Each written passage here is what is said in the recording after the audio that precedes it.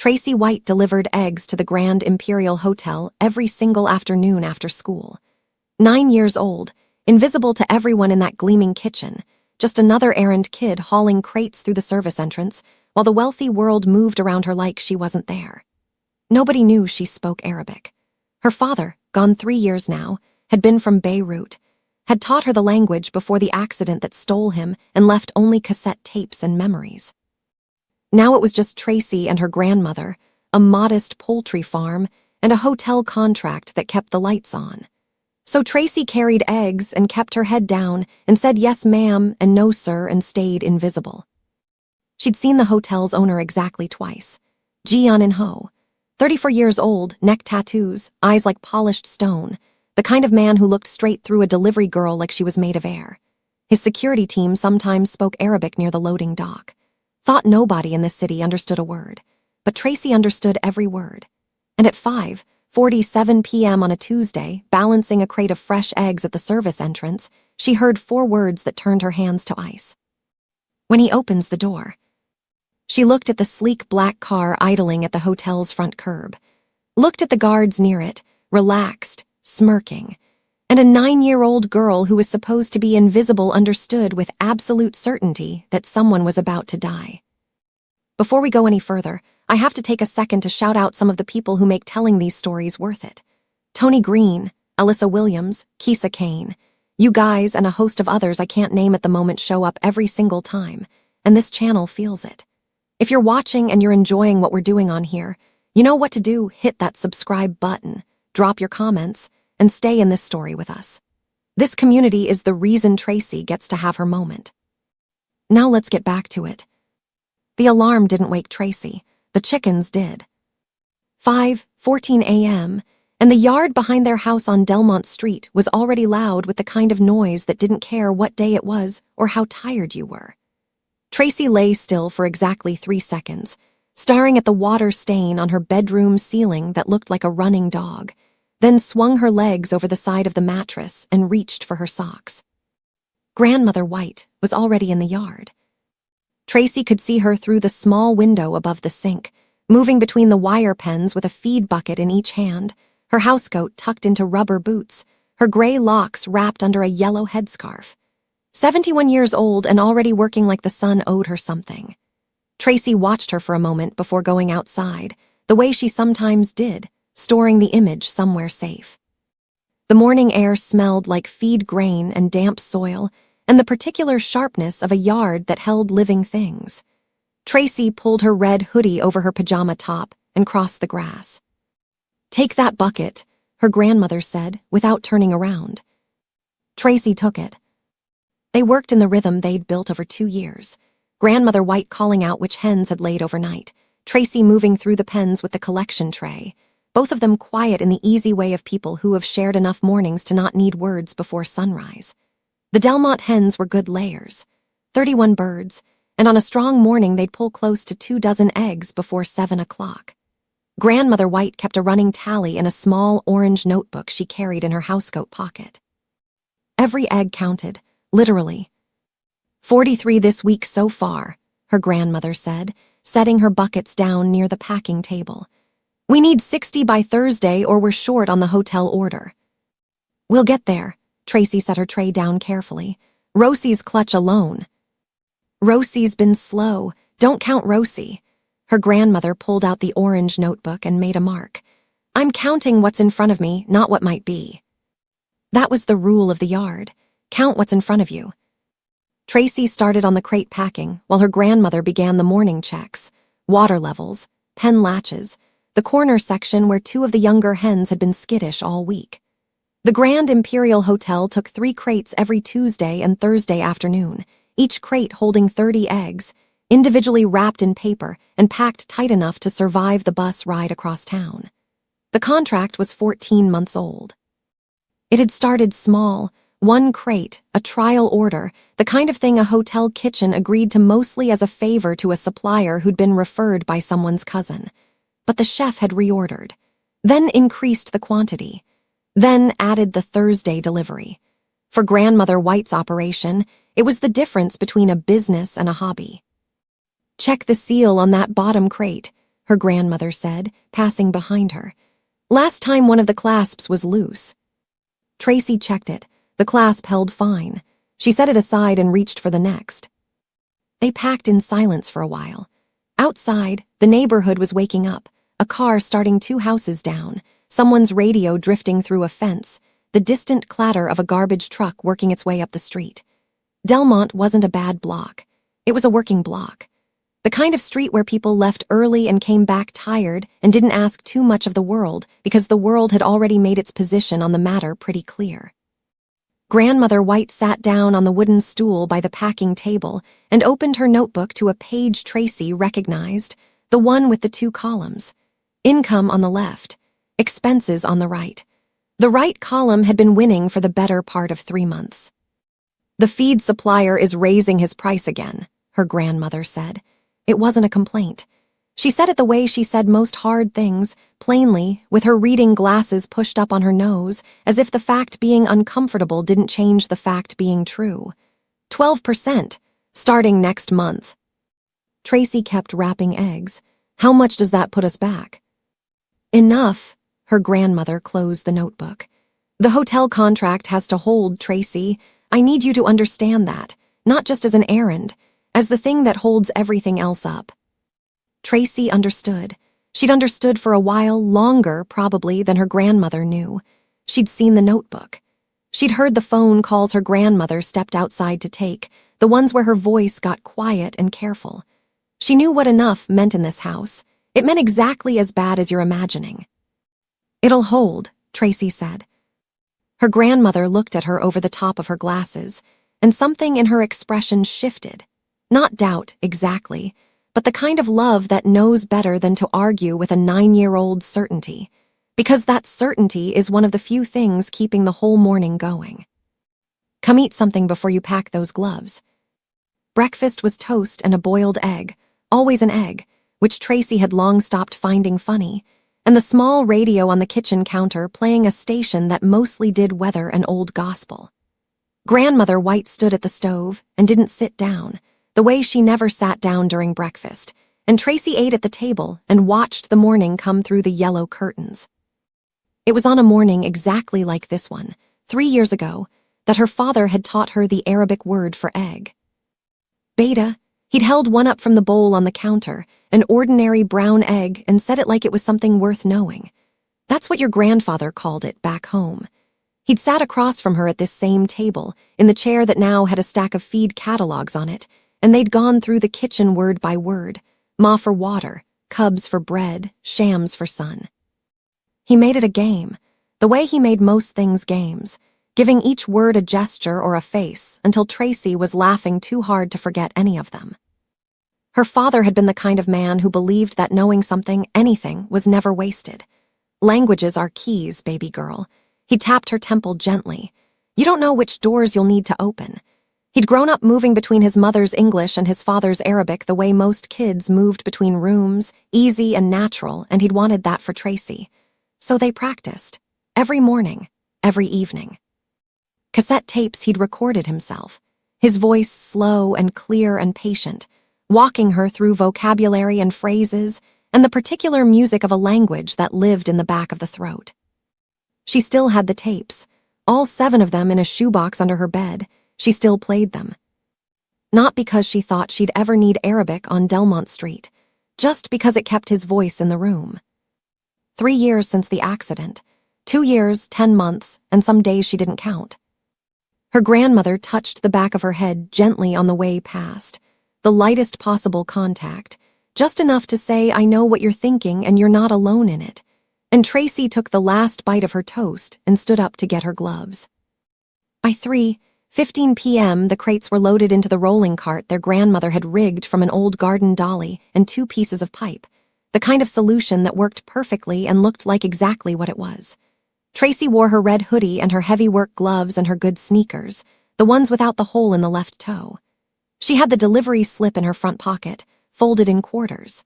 She had bus fare in her back pocket, exact change. She had her grandmother's phone number memorized in her head, even though she also had it written on her wrist, which her grandmother had done herself with a ballpoint pen that morning. Straight there, straight back, Grandmother White said at the gate. No detours. No detours. You have the slip. I have the slip. And you'll wait for the chef's signature. Don't let them wave you off without the signature. Last time the sous chef tried to take the crates without signing, and I waited until he did. Tracy smiled. I know, Grandma. Her grandmother looked at her for a moment. Just looked, the way she sometimes did, like she was trying to memorize something she was afraid of forgetting. Then she reached out and straightened the drawstring on Tracy's hoodie, even though it didn't need straightening. Your father would be proud of your hustle, she said quietly. Now go before you miss the 3:22. Tracy pulled the cart through the gate and started down Delmont. She didn't look back, because she knew if she did she'd see her grandmother still standing there, still watching, and it would make her chest hurt in the specific way it did when she thought too long about how much weight that woman carried on 71-year-old shoulders without ever once putting it down. So she kept moving, cart wheels rattling on the pavement, 3 crates of eggs packed tight, each one representing something that mattered. The 3:22 bus smelled like the usual combination of exhaust and someone's takeout, and Tracy wedged the cart into the space by the rear doors and held it steady through 3 turns and a hard stop at the light on Kendrick Avenue. The city moved past the window in layers, corner stores giving way to office buildings giving way to the kind of block where the sidewalks were pressure-washed and the doormen wore earpieces. The Grand Imperial sat at the far end of that world, its glass face catching the late afternoon light, its entrance flanked by 2 men in black suits who never once looked at the service entrance around back. The service entrance was Tracy's door, had been for 14 months. She knew the loading dock schedule, knew which guards rotated at 4 p.m., knew that the chef's sign-off window closed at 6:00 sharp, and that if you weren't through the kitchen before then, you were coming back tomorrow. She had plenty of time. She pulled the cart off the bus at the Grand Imperial stop, checked the strap on the top crate, and headed for the service lane. 60 eggs, 3 crates, 1 signature, and then back to Delmont before dark. Simple, routine, safe. She had no way of knowing that in exactly 2 hours and 32 minutes, routine was going to be the most dangerous thing about this afternoon.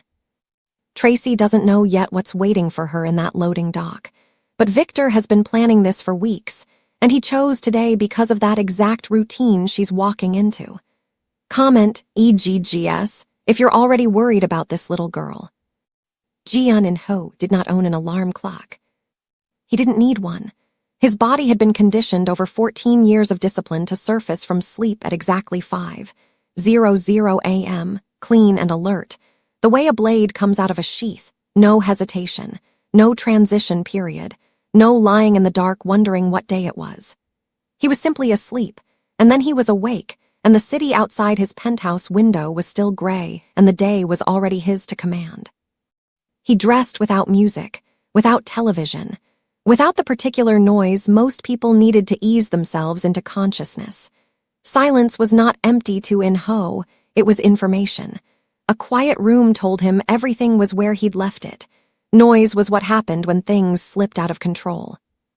He had not allowed things to slip out of control in a very long time.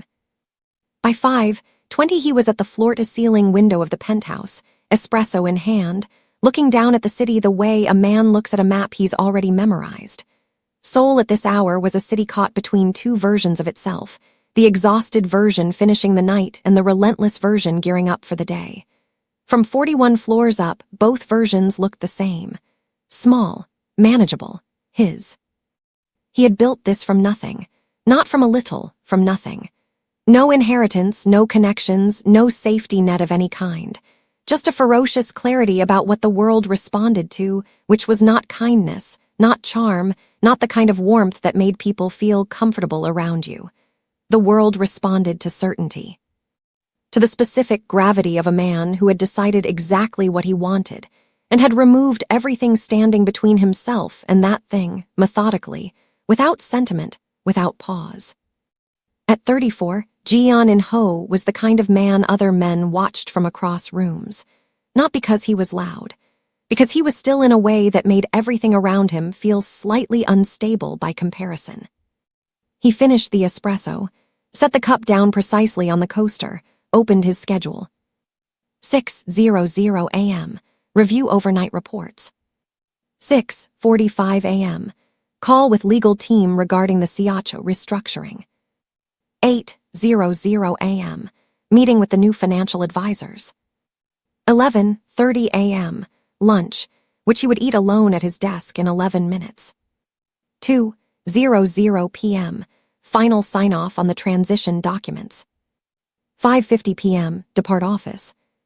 6:00 p.m. Enter car. 6:15 p.m. Home. He read through it once, made one notation in the margin, confirm legal call moved to secure line, and closed the folder. The transition documents were the most significant thing on that list, though they appeared the most ordinary. 14 years of building an empire through channels that did not appear in any public filing was coming to an end. The Seoul restructuring was in Ho's calculated exit from every enterprise that required him to operate outside the law.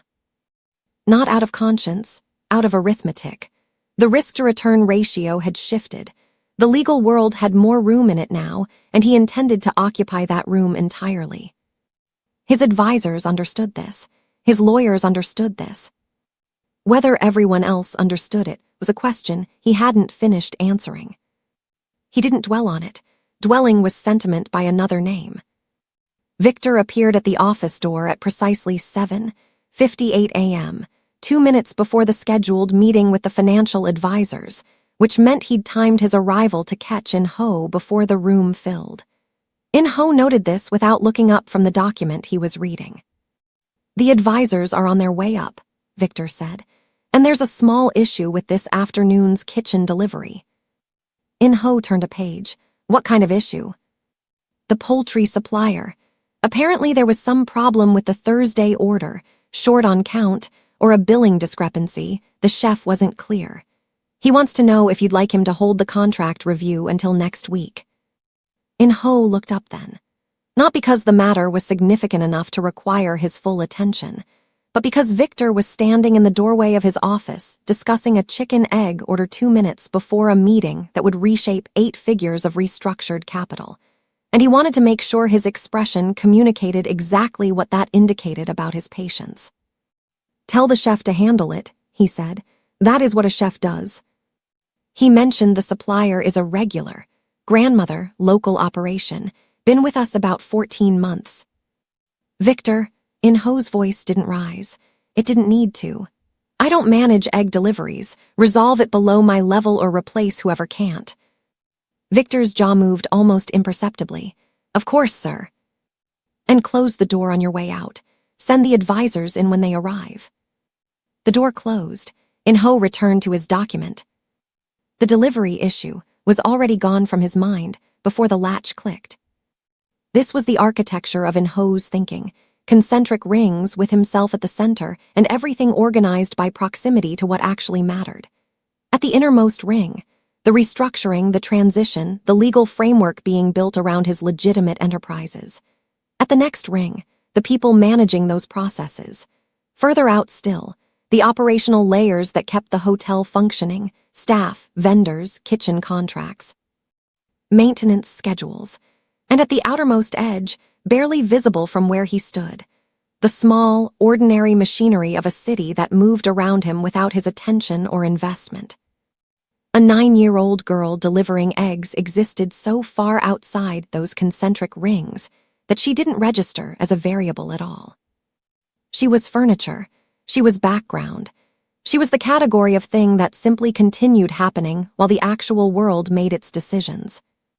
This was not cruelty in-ho's framework. It was efficiency.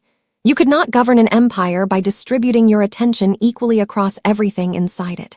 Focus was the mechanism. Hierarchy was the structure. Everyone had a function and a level, and the system worked when people operated within their assigned radius. He had built his life on this principle. It had never failed him. He had also, without knowing it, built a blind spot large enough to hide a conspiracy inside. The meeting with the financial advisors ran 40 minutes. 3 men in good suits sitting across a glass table, walking in Ho through the final stages of the Siacho transition, with the careful energy of people who understood they were in the room with someone who did not accept imprecision. In-ho asked 4 questions. Each one landed with the specific weight of someone who had already thought 3 steps further than the answer being given. The advisors exchanged one glance across the table, the kind of glance that said he already knows, and recalibrated their presentation accordingly. By 8:47, the meeting was over. In-ho had signed 2 documents and deferred one pending a clause revision he'd identified in paragraph 9 that his own legal team had missed. He noted this without satisfaction. Competence was not something he celebrated.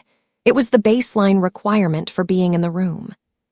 He stood at the window again at 9:00, second espresso, watching the city fill in below him. Delivery trucks, commuters, the particular choreography of a Tuesday morning working itself out at street level. From up here it looked orderly, purposeful, a system doing what systems do. His phone buzzed, a message from the legal team confirming the secure line for the afternoon call. He replied with a single word, confirmed, and set the phone face down on the desk. At 9:15, Victor passed the office window in the hallway outside, speaking quietly into his earpiece. In-ho watched him for a moment through the glass, not with suspicion, simply with the passive attention of a man who monitors his environment the way other people breathe, automatically, without deciding to. Victor had been with him 6 years, had come up through the security structure during the hardest period of the operation's expansion, when loyalty was tested in ways that left marks. He was efficient, tactical, and completely without the emotional softness that In-ho found exhausting in other people. In-ho looked away, returned to his desk. If he had kept watching, if he had been the kind of man who trusted instinct over data, who let a flicker of something register as worth examining, he might have noticed that Victor didn't look up at the office window the way he always did when he passed it. He always looked up. 6 years of habit, a small acknowledgement, barely perceptible, but consistent. The kind of micro-routine that accumulates between 2 people who have operated in proximity long enough. Today, Victor looked straight ahead. In-ho didn't notice. He was already reading the next document. By 2:00 p.m., the transition papers were signed. 14 years of a particular kind of life, reduced to signatures on 11 pages, witnessed and dated, and filed with people who would ensure their legality was unimpeachable. In-ho sat with the closed folder for exactly 30 seconds after the last advisor left the room, not out of sentimentality, but out of the professional habit of marking a transition before moving past it. Then he set the folder aside and opened the next one. At 4:30, his schedule was clear. He used the time to review the quarterly numbers on 3 of the legitimate holdings, a construction management firm, 2 hospitality properties, and a logistics company that had been underperforming for 6 months in a way that would require a personnel decision before the end of the quarter. He made notes. Clean, specific, actionable. No ambiguity.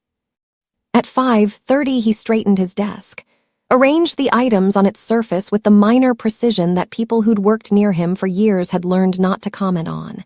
His briefcase was packed and latched. His jacket was on. His watch read 5:31. 29 minutes. Everything was in order. It was always in order at this hour. This was the part of the day In-ho permitted himself the closest thing he allowed to comfort, the clean slide of a schedule completing itself, every item resolved, every variable accounted for. The car would be ready. The route was the same. Home at 6:15, as it had been every day for the past 2 years without exception. Precision, routine, control. He looked out the window one last time. The city was shifting into its evening register, lights coming on in the buildings below, the streets thickening with the end-of-day movement of people heading somewhere other than where they'd been. Normal, ordered, his. He picked up his briefcase. 28 minutes. Not 1 second of those 28 minutes concerned him.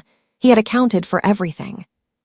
What he had not accounted for was a 9-year-old girl in a red hoodie, who had just set her egg crates down in the loading dock below and gone very, very still. In-ho just signed away his old life, and the people who profited from that life have been watching the clock all day. Victor didn't look up at that window. One small break in 6 years of habit, and nobody caught it. Comment, clock, if you already see where this is going. The service elevator smelled like industrial cleaner and old cardboard. Tracy rode it alone, both hands on the cart, watching the floor numbers climb on the small scratched display above the doors. B2 to B1. The Grand Imperial's loading dock sat at basement level, accessible only through the service lane on the hotel's north side. The side that faced the alley, the side with no marble, no doorman, no guests arriving with luggage that cost more than Grandmother White's monthly feed bill.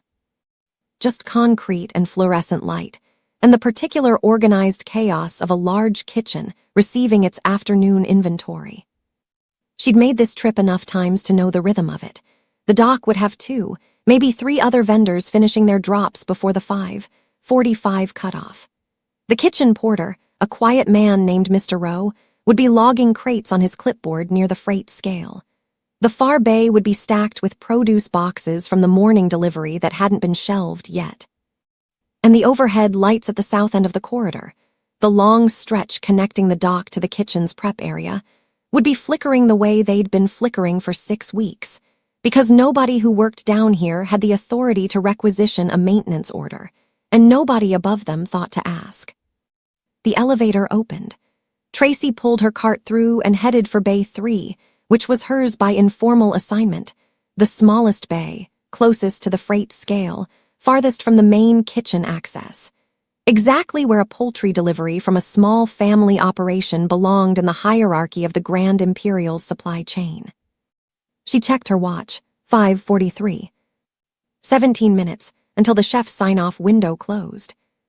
She moved fast, pulling the first crate from the cart and carrying it to the bay shelf with both arms, the weight of it pulling at her shoulders. Set it down clean. No rattling. Grandmother White had packed them tight enough that not a single egg had shifted on the bus ride over, which meant Tracy had done the strapping right, which meant, she allowed herself this, she was getting better at the parts that used to be hard. Second crate. She hoisted it, turned, and that was when she heard the voices. They were coming from the south corridor. The long, flickering stretch that ran between the dock and the prep area, the part of the basement that had no cameras. She'd noticed the dead mount on the wall 3 weeks ago, the bracket empty, the wire capped. Another maintenance request that had never traveled far enough up the chain to matter. 2 voices first, then a third. Low and fast, overlapping the way people talk when they're not performing a conversation but having one, when the words are functional, not social. Her brain caught the language before her ears fully processed the sounds. Arabic. She stood with the second crate in her arms and did not move. Not because she was making a decision. Because her body made one for her, the particular stillness of a person who understands that the wrong movement at the wrong moment turns a witness into a target. Her father had never taught her that lesson directly, but the language he'd given her had just activated something older than instruction. She set the crate down, slowly, without sound. The voices were clearer now. 3 men, she was certain, 2 she didn't recognize and 1 she did, though it took her a moment to place it because the register was wrong. Victor, In-ho's security chief, spoke to hotel staff in the flat, authoritative tone of a man who expected compliance. What she was hearing now was different. Looser. The Arabic of someone speaking to equals or to people he'd chosen and paid and was now confirming a sequence with. She pressed her back against the bay shelf and listened. The device is secured. First voice, clipped professional, checked it at 4, it's clean. Position, Victor. Under the driver's seat. Left side, toward the rear. Remote activation, range is sufficient from the building across the street. Tracy's hands were flat against the shelf behind her. The metal was cold through her work gloves. Timing confirmation, Victor said. 6 o'clock, he doesn't deviate. A pause. When he opens the door, we activate. You'll have visual confirmation from the lobby feed. And the sequence if the primary fails. The third voice answered.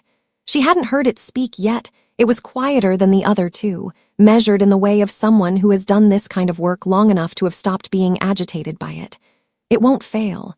But if it does, I'm across the street.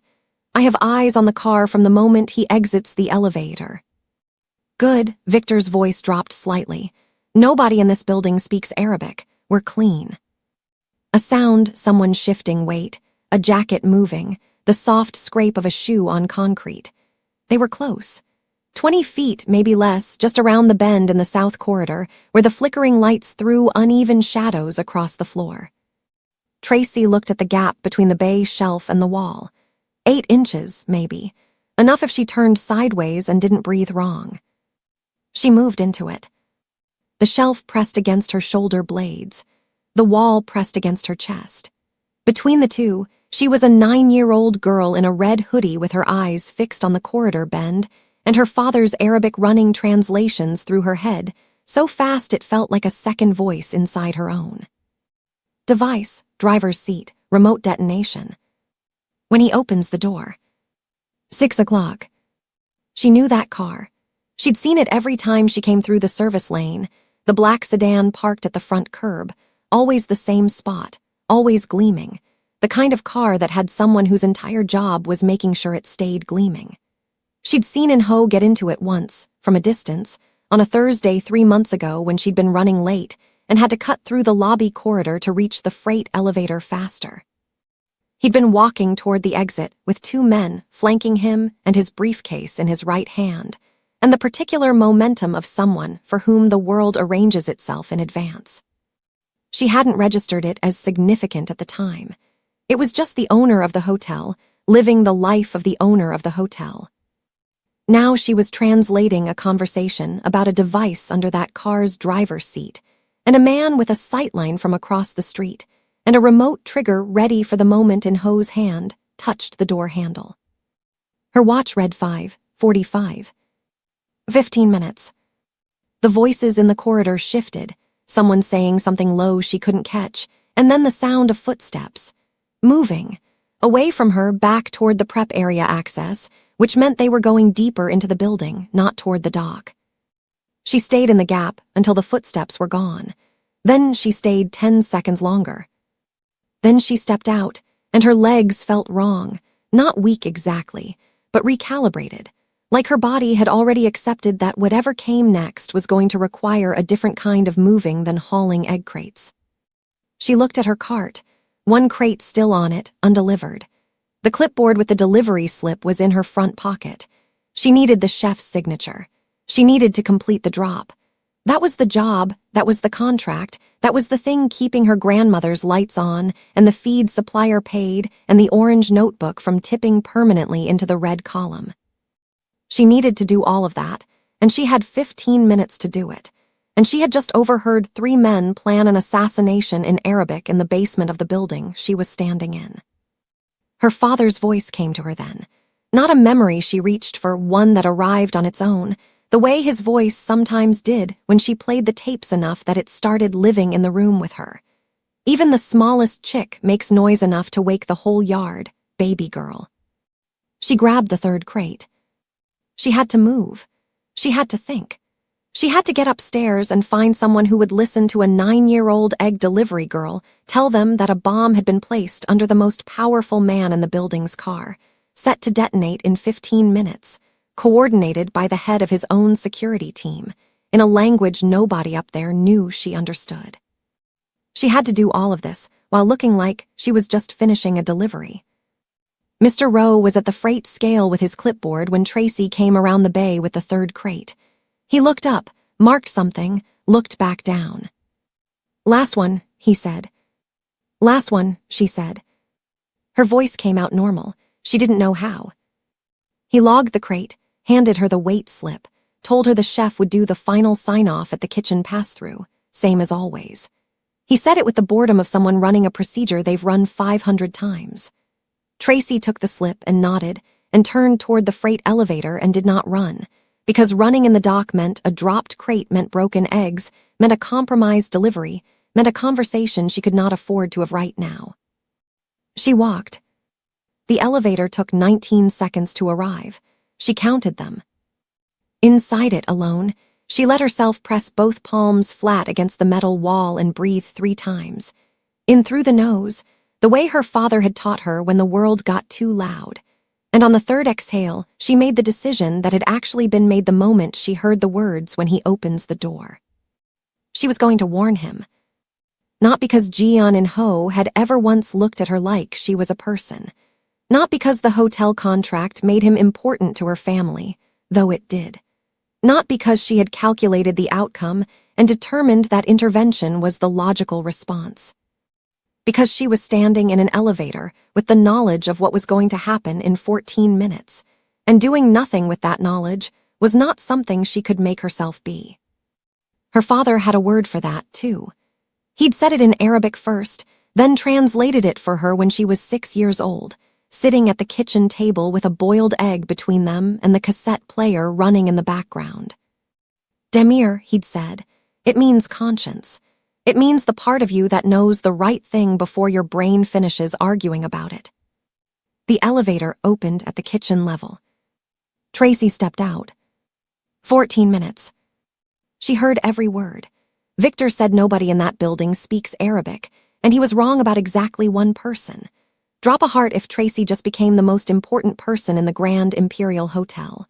She still has one unsigned delivery slip, a chef who doesn't want to be interrupted, and 14 minutes to reach a man who has never learned her name. Comment, Doc, if you need to know how she gets through that kitchen door. The kitchen hit her like a wall. Not the door, the kitchen itself. The heat first, the kind that doesn't build gradually but arrives all at once the moment you cross the threshold, pressing against your face and forearms like something with intention. Then the noise, 6 burners running, 2 ovens, the industrial dishwasher cycling through its rinse sequence in the back corner, someone calling a ticket, someone else calling back, a pan hitting a metal surface hard enough that Tracy's shoulders jumped before she could stop them. She stood at the pass-through entrance with her delivery slip in one hand and 13 minutes on her watch, and let herself take exactly 2 seconds to locate the chef. He was at the center island, where he always was. A tall man with a permanent lean forward, like he was always in the middle of correcting something, his white coat marked with the evidence of a full service shift. His attention moving between 3 plates, he was arranging with the focused intensity of someone who considered everything outside his immediate sightline to be someone else's problem. Tracy moved toward him. She kept her path straight, close to the wall, the way she'd learned. Kitchen staff moved in established channels, and the fastest way to create a problem in a working kitchen was to interrupt the flow of those channels. She'd been told this on her 3rd delivery, not kindly, by a sous chef who nearly walked into her with a sheet pan. She'd never made the same mistake again. She reached the edge of the center island. The chef didn't look up. Delivery slip, she said, for the egg order, Bay 3. He held out his hand without looking at her. She put the slip in it. He glanced at it for half a second, reached for the pen clipped to his collar, and that was when Tracy spoke again. Chef, I need to tell you something important. The pen stopped moving. The temperature in the immediate vicinity seemed to drop 2 degrees, despite the 6 running burners. He looked up. The expression on his face was not anger yet. It was the compressed pre-anger of a man who has been operating at maximum capacity for 6 hours and has just registered an unexpected variable in his controlled environment. Sign this, he said, flat, final. There are men in the loading dock. I heard them talking about. Sign this and go. He pushed the slip back across the island toward her. Chef, please, they have something under Mr. Inho's car. They said 6 o'clock. He set the pen down. This was worse than if he'd raised his voice. The deliberate setting down of the pen was the action of a man shifting from impatient to something more considered and significantly less forgiving. You are a delivery vendor, he said, each word its own sentence. You are not staff. You are not security. You come in through Bay 3, you drop your crates, you get your slip signed, and you leave through the service elevator. That is the entirety of your function in this building.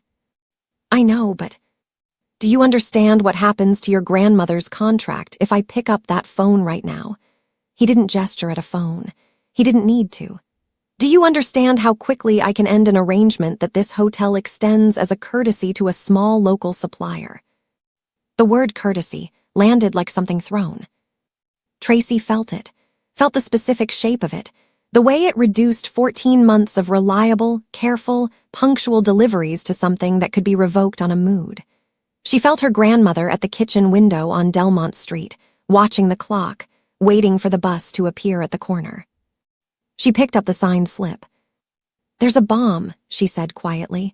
"Under his car, they said when he opens the door." The chef looked at her for 3 full seconds. The kind of look that isn't reading you but categorizing you, deciding which folder to put you in. She watched him move her from interruption to unstable child to liability in real time. "Get out of my kitchen," he said. "And if you're not at the service elevator in the next 60 seconds, I'm calling dock security."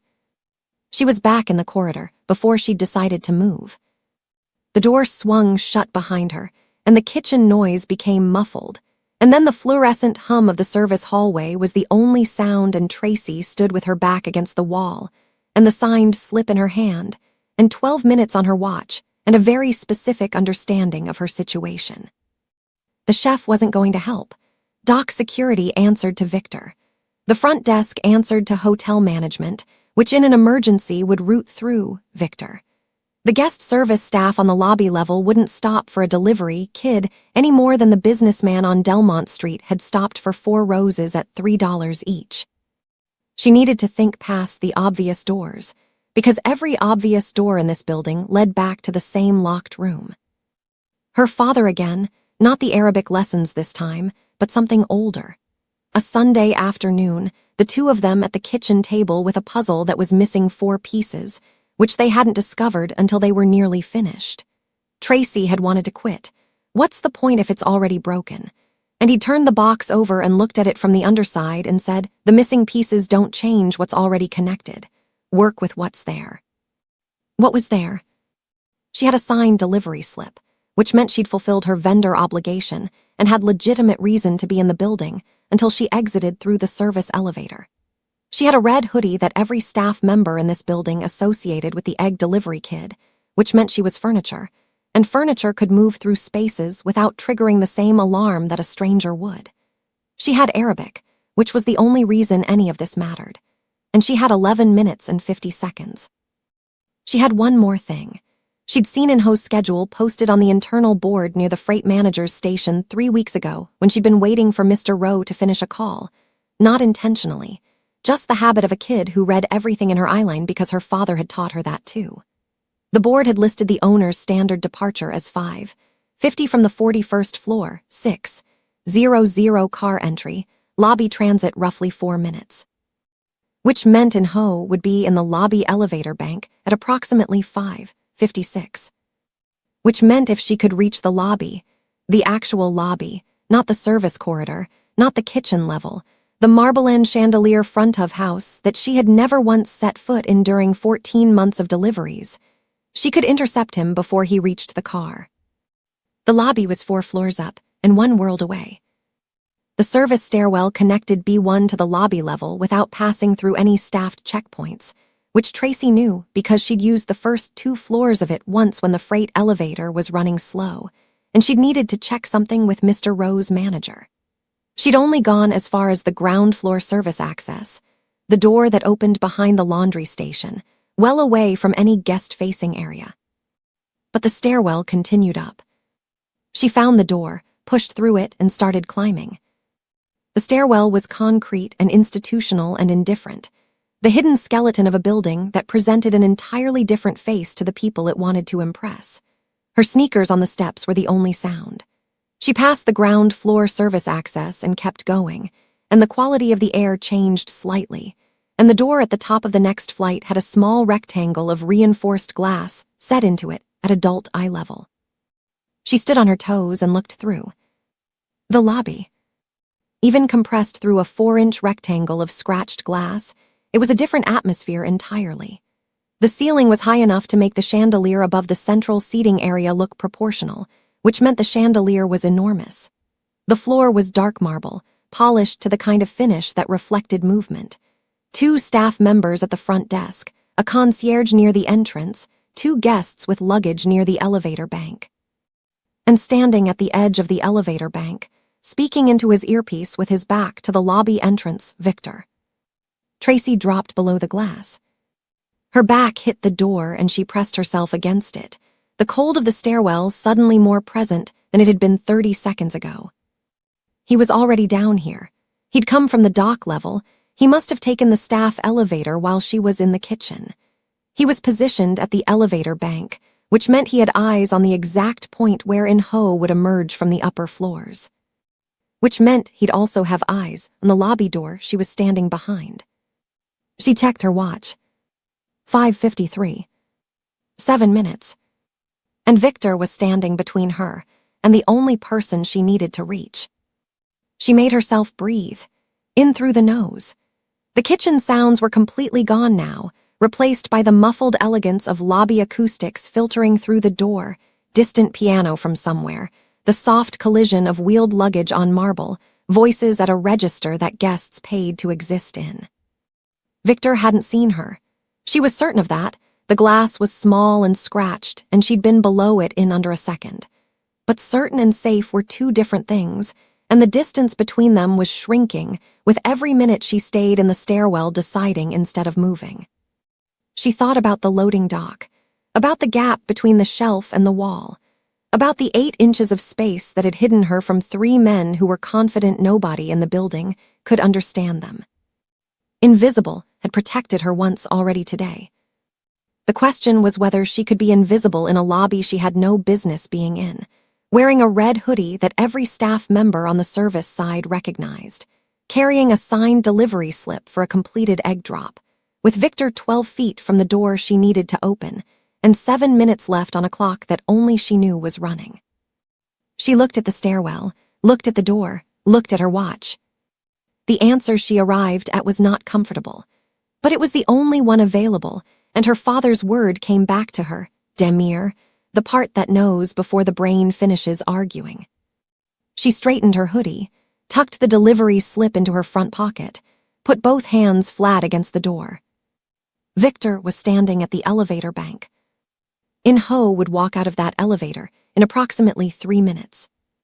And Tracy was going to have to get past one to reach the other in a lobby where a 9-year-old egg delivery girl had exactly 0 reasons to exist. She pushed the door open and walked through.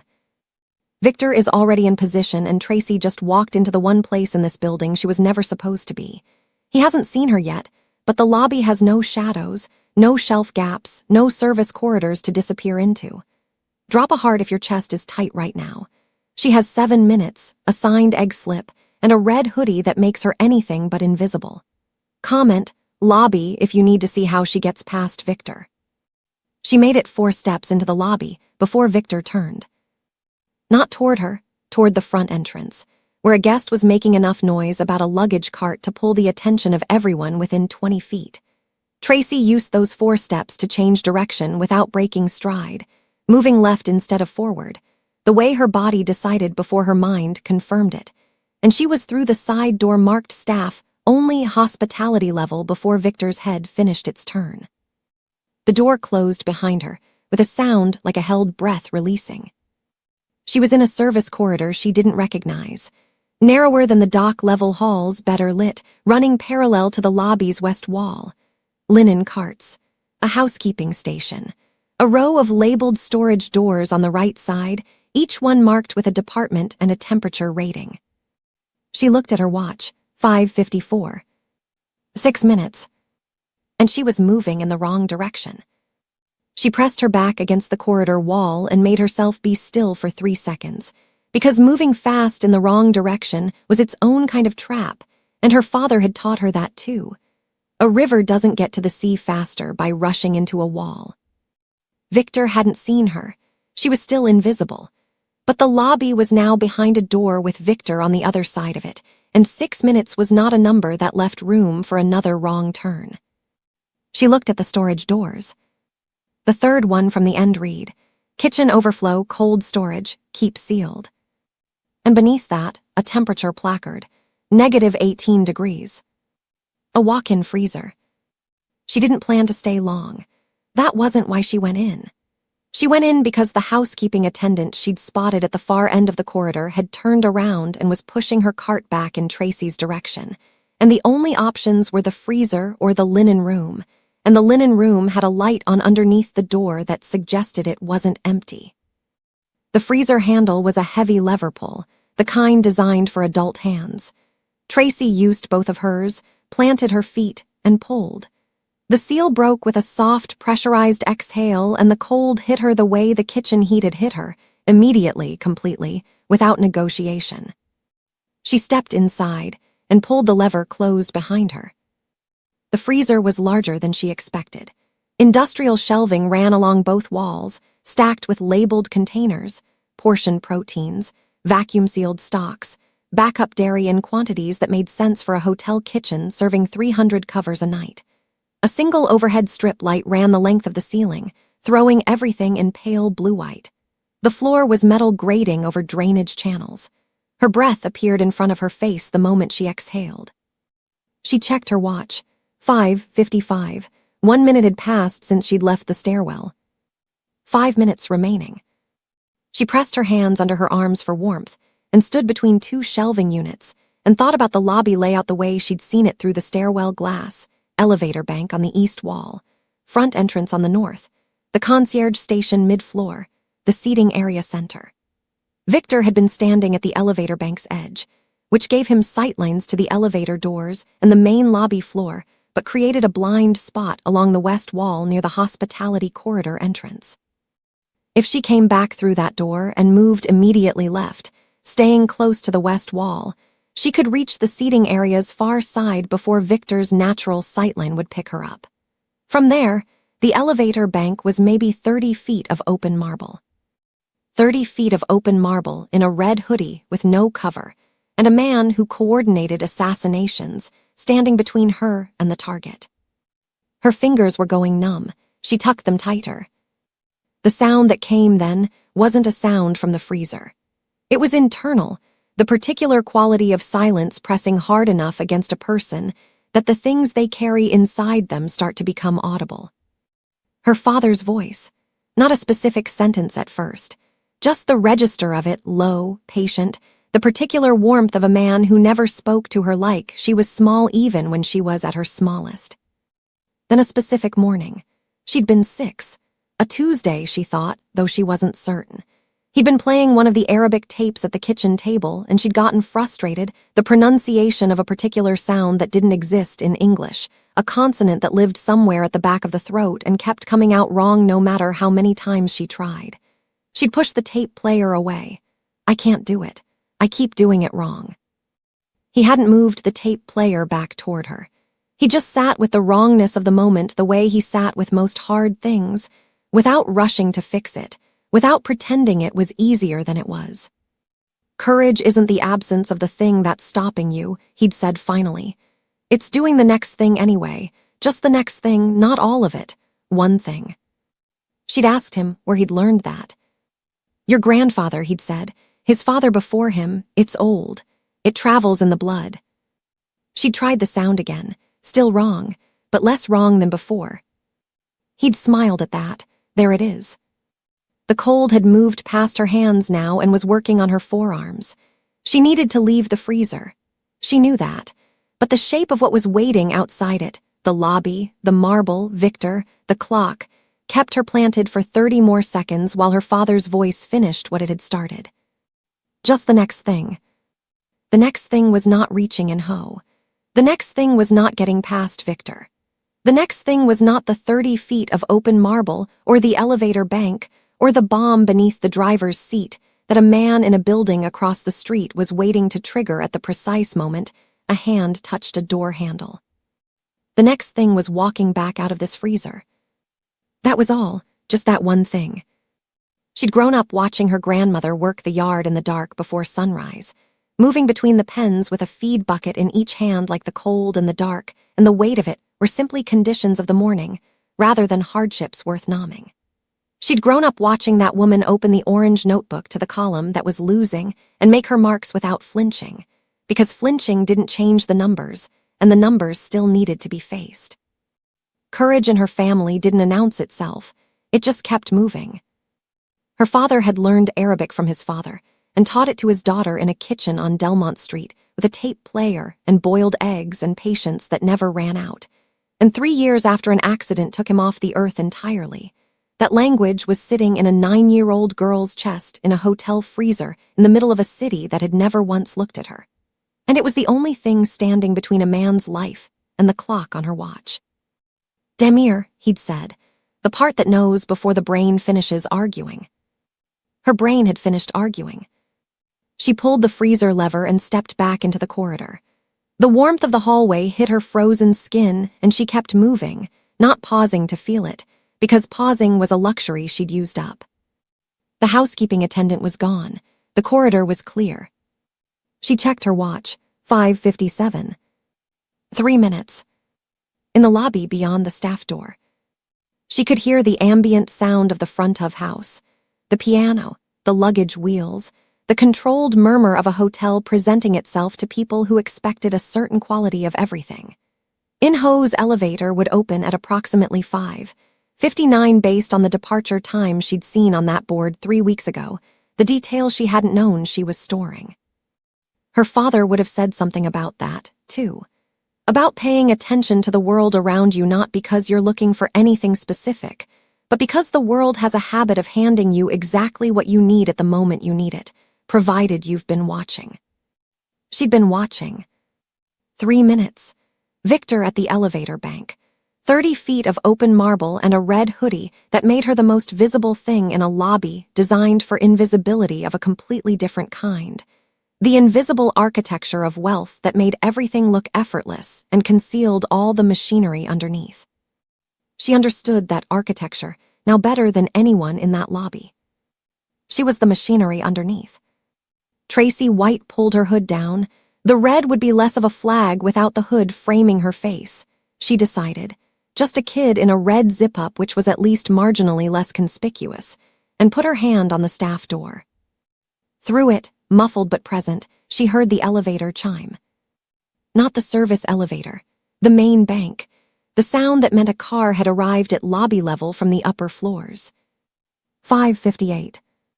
She hadn't accounted for early. She'd calculated on the schedule, and he was running 2 minutes ahead, and the door between her and the lobby was the only thing separating that timing from complete collapse. Her hand tightened on the handle. 2 minutes early meant Victor was about to move from his position at the elevator bank's edge to receive In-Ho, which meant his sightline was shifting, which meant the window she'd been planning for had just rearranged itself into something she hadn't mapped. Just the next thing. She pushed the door open. She's out of the freezer, out of time, and In-Ho's elevator just arrived 2 minutes early. Victor is moving. The 30 feet of open marble is no longer the problem. Getting to In-Ho before Victor positions himself between them is. Drop a heart if Tracy's father just gave her exactly what she needed. Comment, heritage, if you believe the smallest voice can stop a war. The lobby was bigger from the inside. That was the first thing. Through the stairwell glass it had looked manageable, a defined rectangle of marble and light with identifiable positions and calculable distances. Standing inside it, even just inside the staff door with her back still close to the wall, the scale of it reorganized itself around her. The ceiling climbed. The chandelier expanded. The marble floor stretched in every direction with the kind of confident permanence that said this space was built to make certain people feel significant and everyone else feel the precise opposite. Tracy felt the precise opposite. She had approximately 4 seconds before her stillness became more conspicuous than her movement, so she moved. Left, close to the west wall. Hood down, delivery slip in her front pocket, chin level, not up, which would look desperate, not down, which would look guilty. Level. Her grandmother's word for how you carried yourself when the world was trying to make you small. You don't look up like you're asking permission, and you don't look down like you've already been denied. You look straight ahead like you already belong wherever you're going. The west wall had a long decorative console table running its length, topped with arrangements of white flowers in vessels that probably cost more than a month of feed grain. Tracy used it the way she used the beige shelves in the dock. as the edge of a channel, a defined line to move along, something that gave her path logic even if that logic was entirely self-constructed. She did not look at the elevator bank. Looking at Victor was the fastest way to pull Victor's attention, and she understood this the way she understood kitchen traffic flow, through observation, through the accumulated intelligence of being somewhere often enough to learn its patterns without anyone teaching them to her. She looked at the far end of the console table, just that, the next thing. 10 feet, 12. The piano was coming from a small raised area near the front entrance. A man in a dark jacket playing something without sheet music, his attention on the middle distance the way musicians get when the playing has become automatic and the mind has gone somewhere else entirely. 2 guests on the central seating area sofas, one of them on a phone call, neither looking at anything except their own immediate world. The concierge at his station, near the entrance, was writing something, head down. 15 feet covered. She allowed herself one peripheral check of the elevator bank. Victor had moved from his position at the edge. He was now closer to the elevator doors themselves, 4 feet in front of them, hands clasped, facing the doors directly. His earpiece caught the chandelier light on its small, curved surface. His posture had shifted from the loose watchfulness of a man maintaining a position to the collected readiness of a man expecting an arrival. In-Ho's elevator was about to open. Tracy was still 20 feet from the bank and on the wrong side of the lobby floor. She left the wall. There was no version of the remaining geometry that let her stay along the west wall and reach In-Ho before the elevator doors opened. So she left it and moved onto the open marble, and the lobby floor expanded around her like a held note, suddenly aware of her. Or so it felt, the way large spaces sometimes feel aware of the thing that doesn't belong inside them. Her sneakers on the marble made a sound, not loud, but present in a way that her rubber-soled dock shoes on concrete had never been. A soft, rhythmic contact that felt to her like an announcement. She was halfway across the open floor when the elevator chimed. The doors parted. Jian In-Ho stepped out. Briefcase in his right hand, jacket perfectly set. The particular momentum she'd seen once before from a corridor distance. The forward gravity of a man for whom the world arranges itself in advance, who does not slow for thresholds or transitions because slowing is a form of uncertainty, and uncertainty is something he'd excised from his operating system 14 years ago.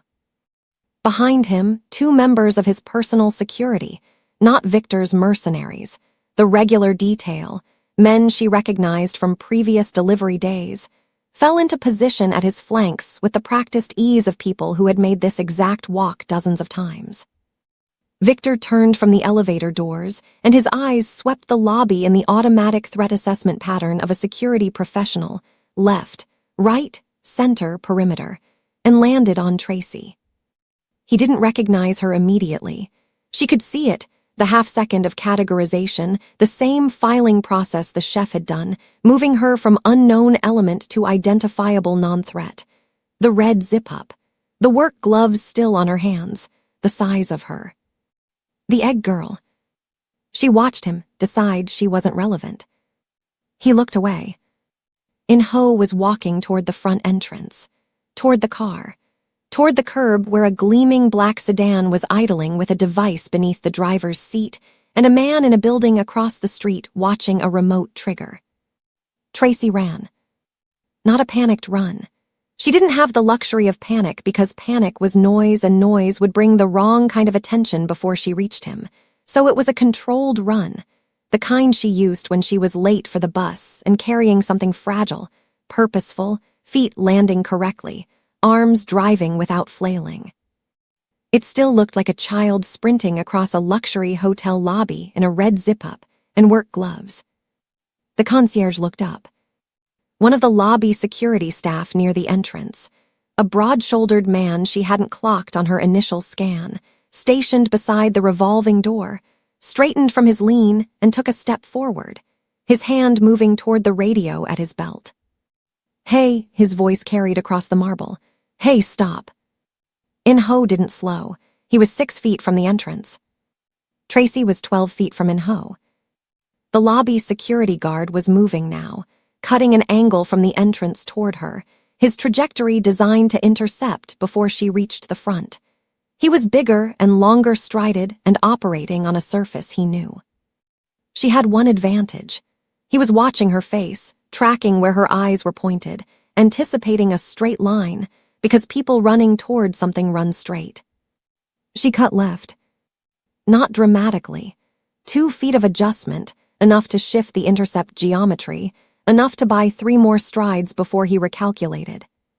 She'd learned this in the schoolyard, which was not the same as a luxury hotel lobby, but operated on identical principles when someone bigger was trying to catch someone smaller. 5 feet from In-ho. The lobby security guard's hand closed on the back of her zip-up. She didn't stop. The zip-up stretched, her momentum pulled against his grip, and she twisted, the same instinctive rotation she used when a crate shifted wrong on the cart, and she needed to redirect the weight before it fell. And the zip-up's collar pulled taut and released, and she was through, one sleeve half off her shoulder, and her hand caught the back of In-ho's jacket. She grabbed it. The world stopped. Not literally. The piano kept playing. The lobby kept existing. The revolving door kept revolving. But In-ho stopped, which meant his security detail stopped, which meant the lobby security guard behind her stopped with his hand still extended from where her zip-up had escaped it. And Victor, who had dismissed her 30 seconds ago as the egg girl, turned from his position near the entrance and went completely, dangerously still. In-ho looked down. Not the look she'd imagined in the freezer, when she'd been steeling herself for whatever his face would do. This was something she hadn't anticipated, not cold dismissal, not the absent look-through she'd been on the receiving end of before.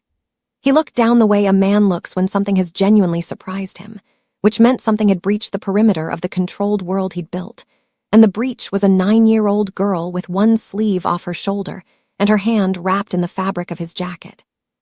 His security detail moved, both men stepping in, hands out.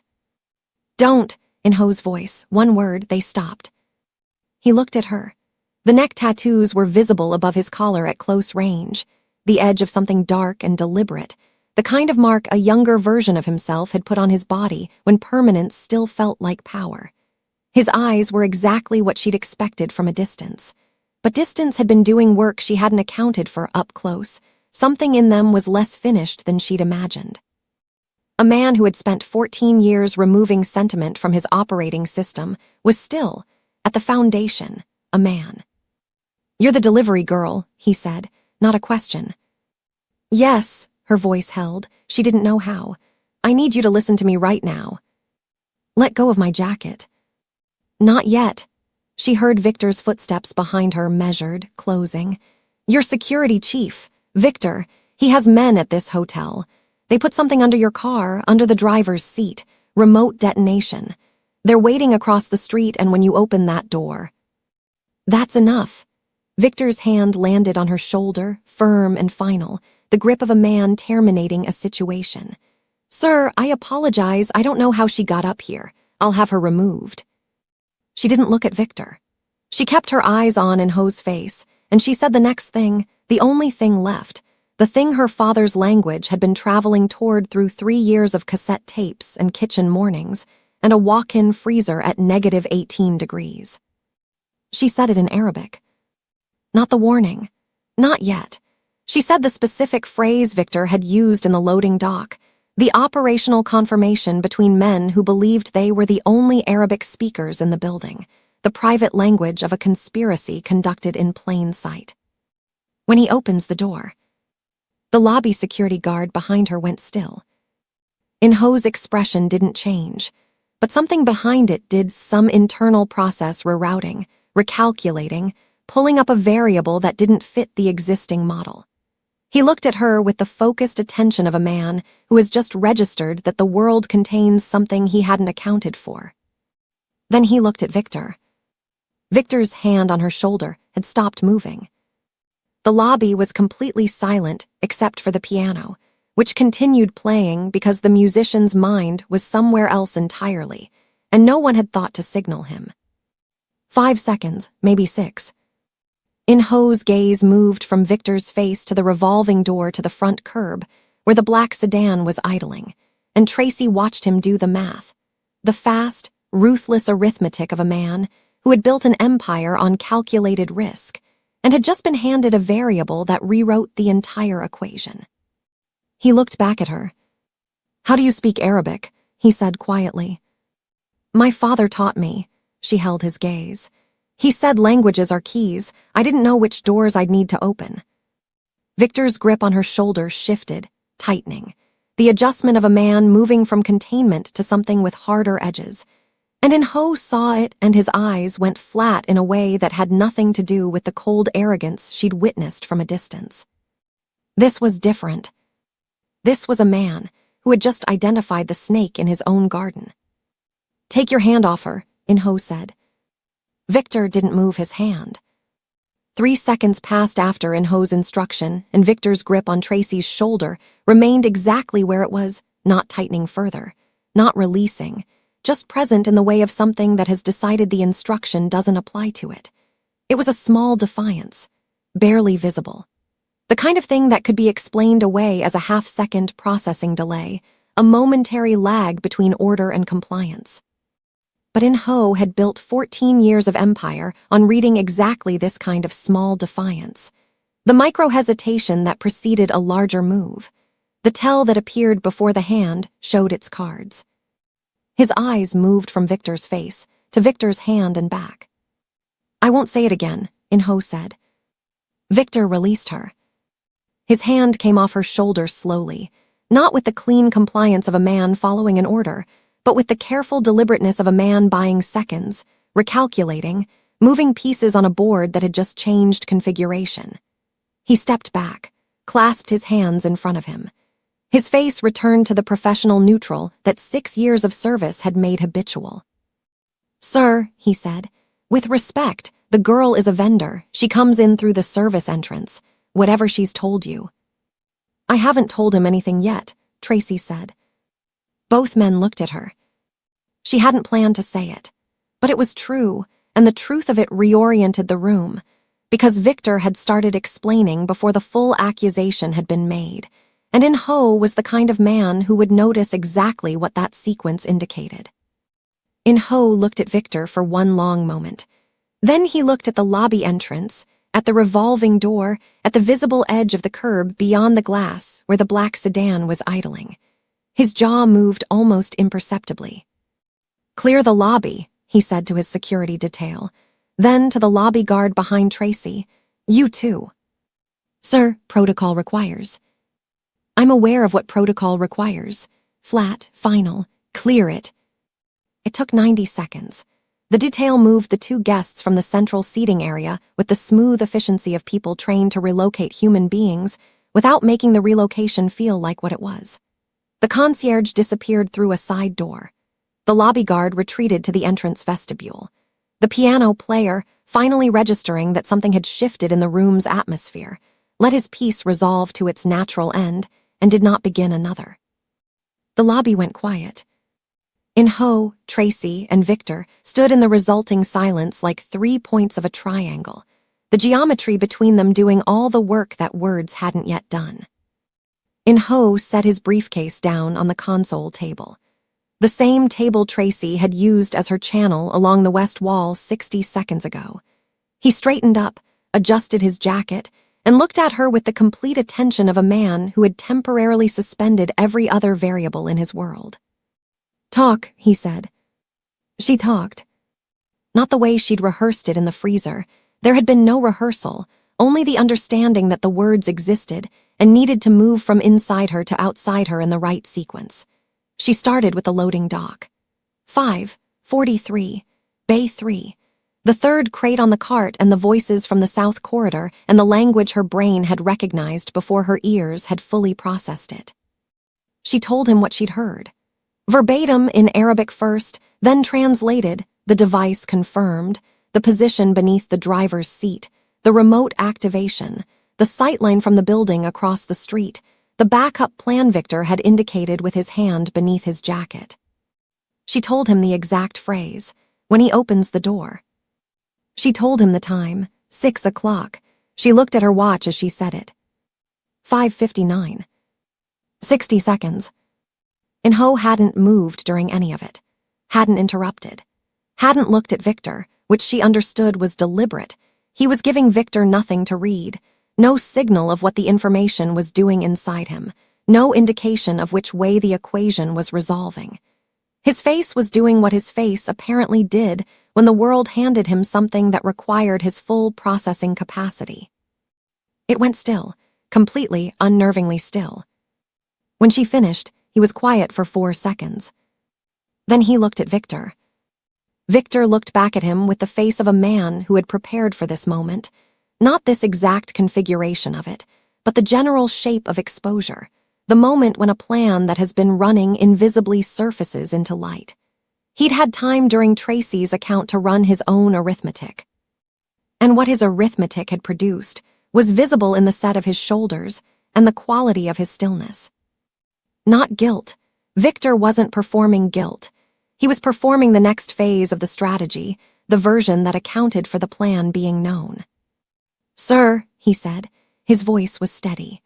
"This child came through a service entrance and overheard a security drill. We've been running Arabic language protocol tests to identify vulnerabilities in The device is under the driver's seat," In-ho said quietly. "Left side, toward the rear."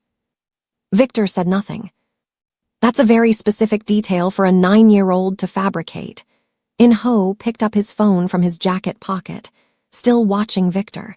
"It's also a very specific detail for a security drill to include." She could have seen something in the dock, misinterpreted. Remote detonation. In-ho's voice hadn't risen by a single degree. Range sufficient from the building across the street. Backup positioned at street level.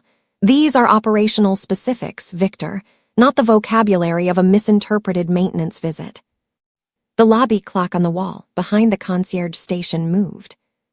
6:00. In-ho looked at it, then at the revolving door, then at the sedan at the curb, idling, the driver visible through the windshield in the practiced stillness of someone doing exactly what they'd been told to do and nothing else. Tracy watched In-ho's face process the reality of it. 6 o'clock. The car running, the device waiting, the man across the street watching through whatever sightline he'd established, his thumb near a trigger for a sequence that had been planned and coordinated and almost perfectly executed. Almost. Victor moved. Not toward In-ho. Away, toward the lobby entrance, the specific purposeful movement of a man executing a contingency, and his hand went to his jacket in the motion Tracy had heard him describe in the loading dock, the backup plan. And suddenly the theoretical weight she'd assigned to those words in the freezer became physical and present and very close. In-ho's security detail came through the side door before Victor's hand completed its reach. Not because they'd been watching, but because In-ho's thumb had moved on his phone screen during Victor's first step, a single-cent signal that brought both men through the door at a speed that said they'd been positioned just outside it, waiting for exactly this. Victor stopped. His hand was still inside his jacket. The 2 detail members were positioned at his flanks, with the practiced geometry of people trained to contain rather than escalate, close enough to be definitive, calibrated enough to leave Victor one choice about how the next 10 seconds resolved. The lobby held its breath. "Your hand," In-ho said, slowly. Victor's jaw was working. His eyes moved across the room, detail members, In-ho, Tracy, the entrance behind him, the math of each option running fast behind his face. 6 years of working for a man who made decisions with the speed and finality of someone who had never once flinched had not made Victor a man who flinched easily. But the geometry wasn't there. The room had already resolved against him, and he was experienced enough to know it. His hand came out of his jacket empty. The detail moved. Efficient, practiced, 2 sets of hands and Victor's arms behind his back before the exhale had finished, and the gun that had been under his jacket was removed and secured, and Victor was contained against the lobby's west wall with his face turned toward the marble, and 6 years of calculated betrayal arriving at its terminus in the same lobby where he'd stood every evening for half a decade, watching his employer walk to a car he just tried to destroy. In-ho made 2 more calls, 30 seconds apart. His voice was level on both of them, the voice of a man issuing instructions he's already thought through, removing variables, initiating sequences. The first call lasted 40 seconds. The second, 20. He put the phone in his pocket. Then he turned and looked at Tracy. She was standing where she'd been standing for the last 4 minutes, beside the console table with its white flowers, her zip-up half off one shoulder from where the lobby guard's grip had pulled it, her work gloves still on because she hadn't thought to remove them, the signed delivery slip still in her front pocket from a completed egg drop that felt like it had happened in a different chapter of a different story entirely. In-ho crossed the lobby toward her. His detail had Victor secured. The room was quiet except for the residual tension that large events leave in spaces after they've occurred, a kind of atmospheric charge, the air still processing what had moved through it. He stopped in front of her. Up close, without the emergency of the previous 4 minutes organizing her attention elsewhere, she registered him differently. Not the Ice King from a corridor distance. Not the abstraction of a powerful man who'd never learned her name. A person. 34 years old, neck tattoos, eyes that had gone through their own stillness and come out the other side of it into something that didn't have a clean category. He looked at her for a long moment. "You came through the service entrance," he said, not an accusation, a fact being placed carefully. "Bay 3, she said, "Tuesdays and Thursdays." "The eggs." "Yes." He was quiet. His eyes moved to the revolving door again, to the car at the curb, which would not be opened by anyone until the people he'd called arrived and confirmed what was beneath the driver's seat. From across the street, a man with a remote trigger was watching a door that was not going to open. Eventually, that man would understand that the sequence had failed and would make a decision about what came next, and the people In-ho had called would be ready for that decision. All of that was in motion now, set going by a phone call made in a lobby by a man who'd been 30 seconds from a car door. 30 seconds, and a 9-year-old girl who spoke Arabic, because her father had believed that languages were keys, and you couldn't know in advance which doors you'd need to open. In-ho looked back at her. "Your grandmother," he said, "the poultry farm." Tracy nodded. "She doesn't know you're still here." "She's watching the clock," Tracy said. "She worries when I'm late." Something moved across In-ho's face.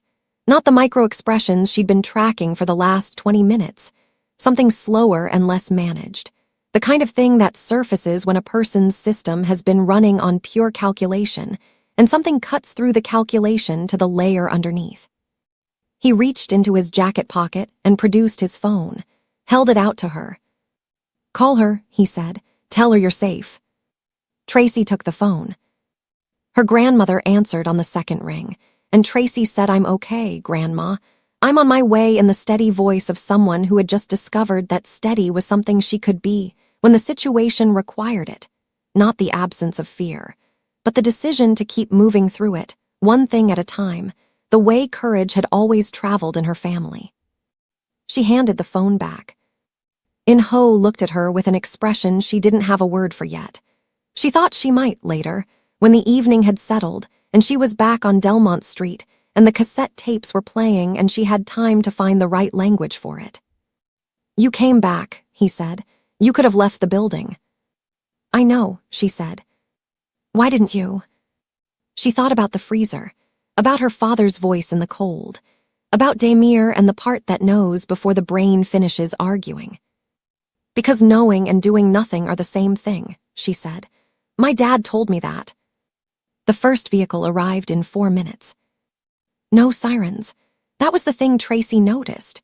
She'd expected sirens, the way emergencies arrived in the world she knew, loud and announcing themselves from 2 streets away. But these vehicles came quietly. 2 dark SUVs pulling into the hotel's service lane from opposite ends of the block, their movements coordinated in the way of people who had rehearsed this kind of arrival enough times that the rehearsal had become instinct. A third vehicle, unmarked, lower to the ground, parked directly across the street from the hotel entrance at an angle that gave its occupants a sightline to the building facade opposite. In-ho watched from the lobby's interior. He hadn't moved toward the entrance. He'd positioned himself at the west wall beside the console table, the same wall Tracy had moved along 12 minutes ago, with his phone in his hand, and his eyes tracking the street through the glass with the focused patience of a man who had made his calls, and was now allowing the sequence he'd initiated to run its course. Tracy stood beside him. She wasn't sure when that had become the natural arrangement. The two of them at the west wall while the lobby existed around them in its suspended state, the detail members at the entrance vestibule, Victor against the far wall with his hands secured behind him, the piano bench empty, the chandelier doing what chandeliers do, which is hang there and illuminate everything impartially. But In-ho hadn't indicated she should move, and moving felt like a decision that required more energy than she currently had available. She watched the street. The occupants of the third vehicle moved first. Two of them, crossing to the building directly opposite the hotel, the one with the sightline Victor's man had described in the loading dock. They entered through the ground floor without apparent difficulty, which meant either the building's access had been prearranged, or these were people for whom access was rarely a genuine obstacle. 3 minutes later, In-ho's phone buzzed. He read the message. His expression didn't change. "They have him," he said, to no one in particular, to the room. Tracy understood that the man across the street, the one with the remote trigger, watching a car door that had remained closed, was no longer watching anything. The bomb technicians approached the sedan from the service lane side. Tracy couldn't see all of it from the lobby interior. The angle was wrong. The sedan parked too close to the curb's edge, but she could see enough. Two technicians and equipment she recognized from television, but had never seen in actual proximity, moving around the vehicle with the deliberate economy of people for whom speed and carefulness were not opposites, but the same discipline expressed simultaneously. The hotel's kitchen staff had begun to gather. She noticed it incrementally, the first face appearing at the edge of the service corridor access near the lobby's east side, a kitchen porter she recognized from the dock, who had apparently heard enough through the building's internal circulation to understand that something significant was occurring in the front of house. Then a prep cook. Then two of the serving staff from the restaurant level, still in their uniforms. They collected at the corridor entrance in the uncertain way of people who have no official reason to be somewhere, and a very human reason to be there anyway. The chef appeared last, his white coat still marked from service, his expression reconfigured from the dismissive authority he'd carried in the kitchen into something that didn't have the same structural confidence behind it.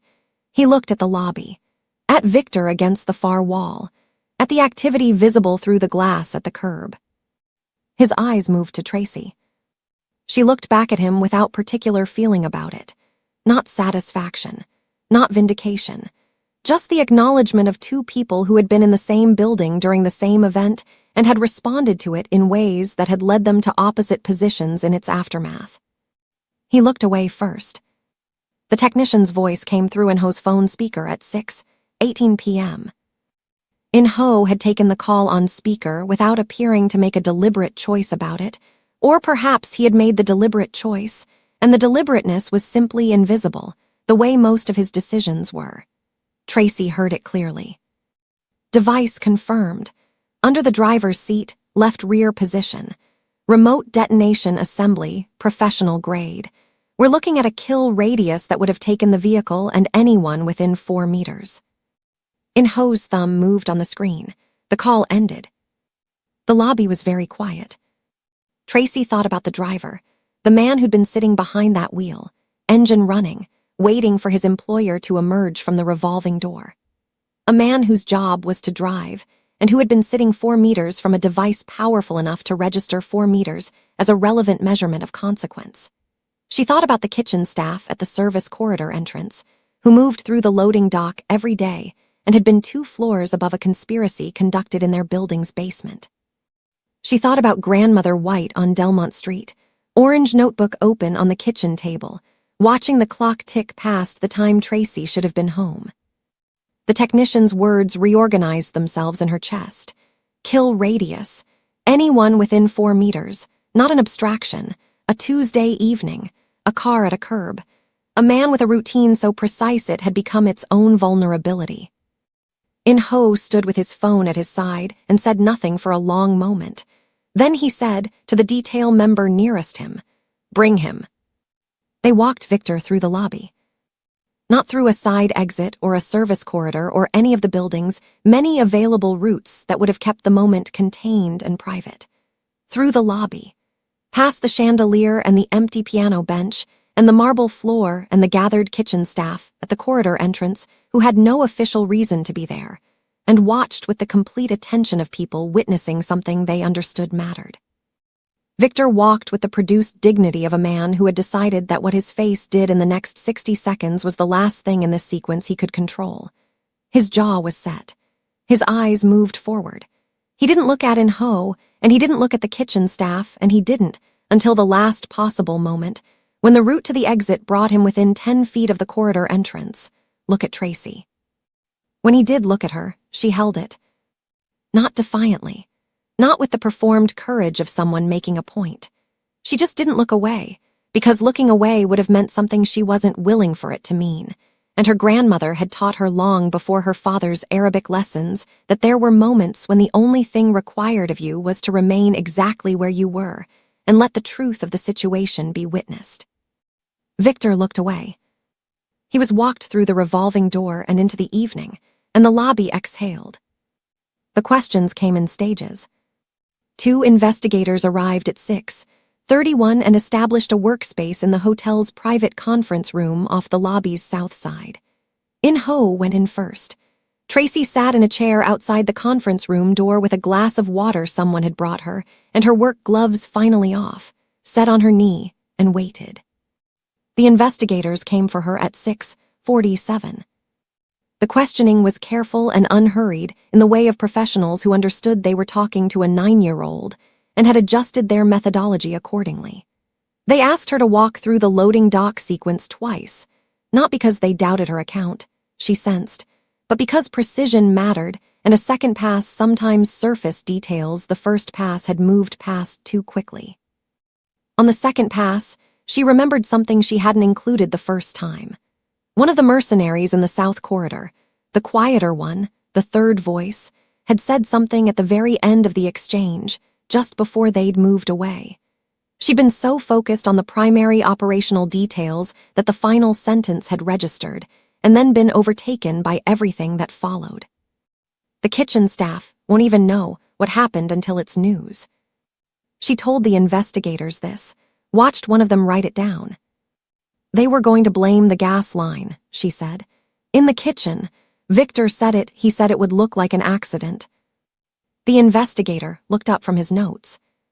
Where did you hear that specifically? In the dock, before I went to find the chef. She thought back, the fluorescent lights, the cold metal of the shelf against her palms. Victor said something about the incident report, that the gas line in the service corridor had been showing pressure irregularities, that it would read as a maintenance failure. The 2 investigators exchanged a look across the table that communicated something Tracy didn't have full access to, but understood the shape of the piece that connects other pieces, the detail that reorganizes the picture of how many moving parts this had required, and how many people had touched those parts before today. One of them left the room. She sat with the remaining investigator and answered 3 more questions and drank the rest of her water and looked at the conference room table's surface, which was dark wood polished to a finish that reflected the overhead light in a long, pale stripe. How many others? The question moved through her without fully resolving. The 2 mercenaries from the dock, the man across the street, whoever had filed the false maintenance report about the gas line, whoever had provided access to the vehicle for long enough to place the device. Victor was contained. The trigger man was contained. But a sequence with this many components had more hands in it than the ones currently accounted for. And the investigators' exchanged look had confirmed that without either of them saying a word. She thought about the hotel, the kitchen staff at the corridor entrance, Mr. Rowe at the freight scale, the housekeeping attendant in the service hallway, All the people who moved through the back of this building every day, invisible to the front of it, present for everything. Any one of them could have seen something. Any one of them might not have known what they'd seen. Any one of them could still be carrying information they didn't know was information.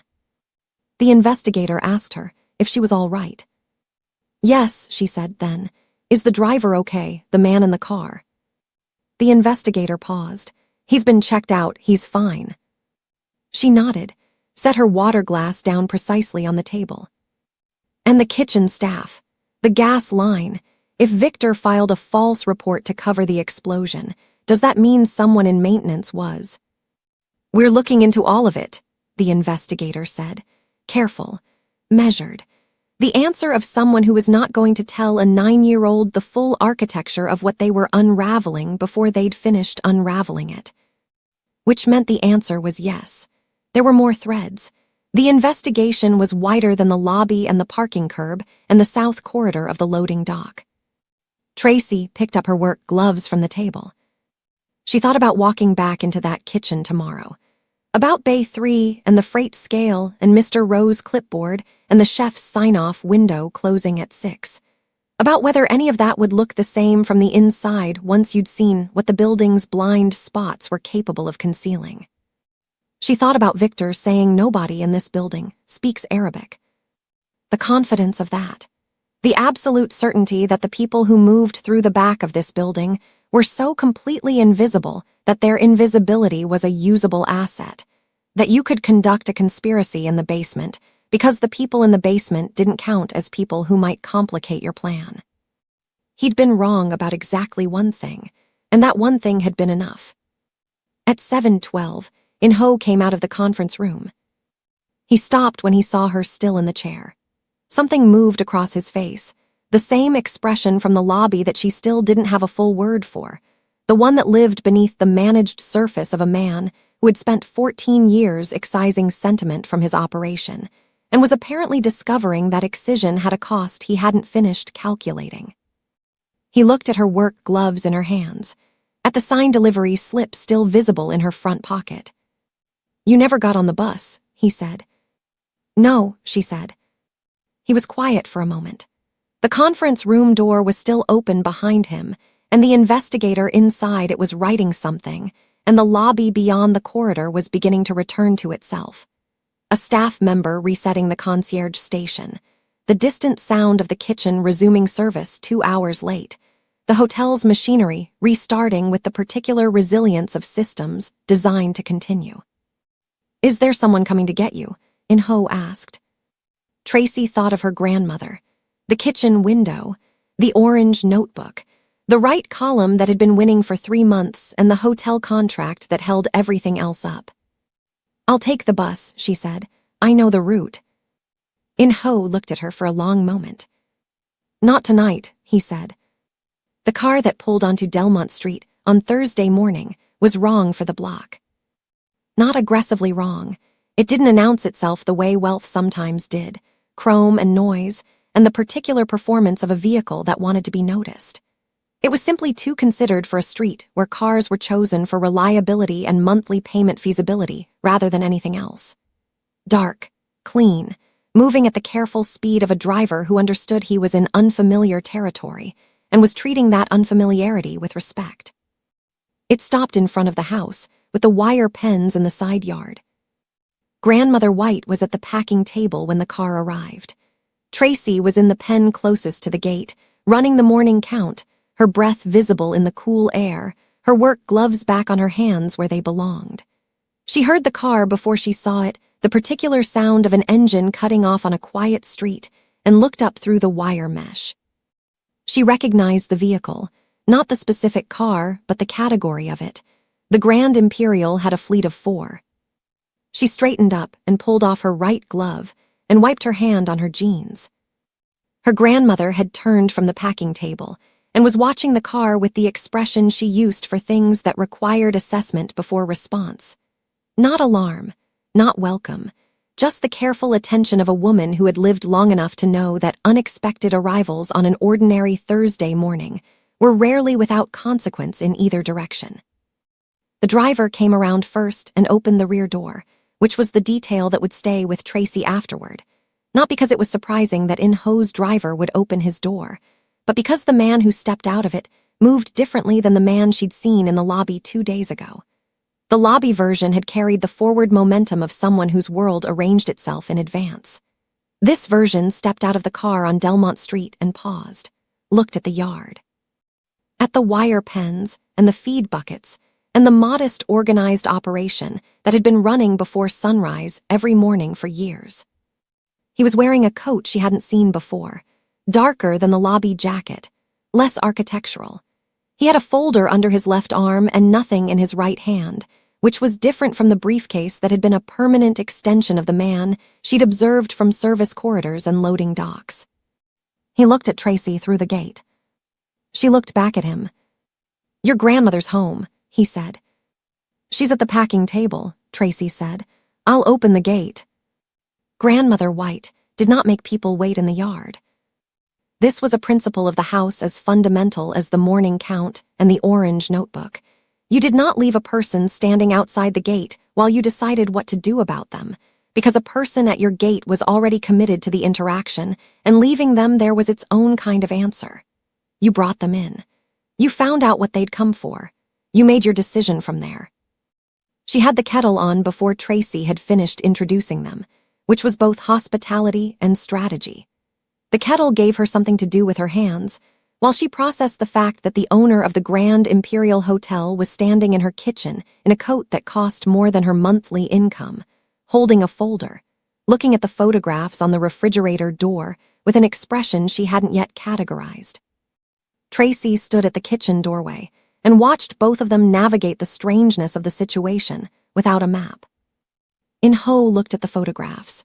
Her grandmother at the packing table, years younger, with 24 hens behind her and her housecoat already tucked into the rubber boots. A family photograph from before, Tracy's parents on either side of a younger grandmother White, the three of them squinting into summer light.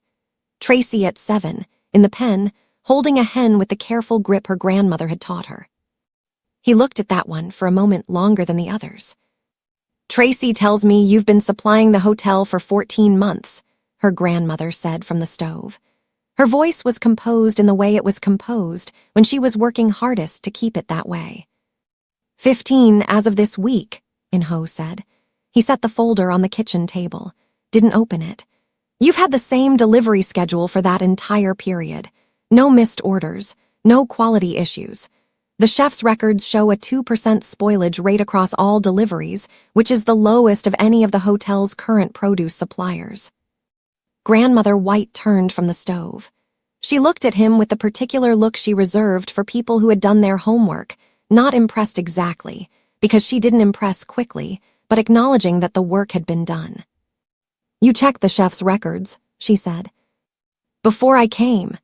He pulled out the chair across from where the folder sat and waited, not sitting, waiting, which Tracy understood was a question being asked without words. Her grandmother looked at the chair, looked at him, and with the slight movement of her chin that meant go ahead, granted the answer. He sat. She brought 3 cups to the table and sat across from him, and Tracy took the chair at the end and put her hands flat on the table and waited to find out what was in the folder.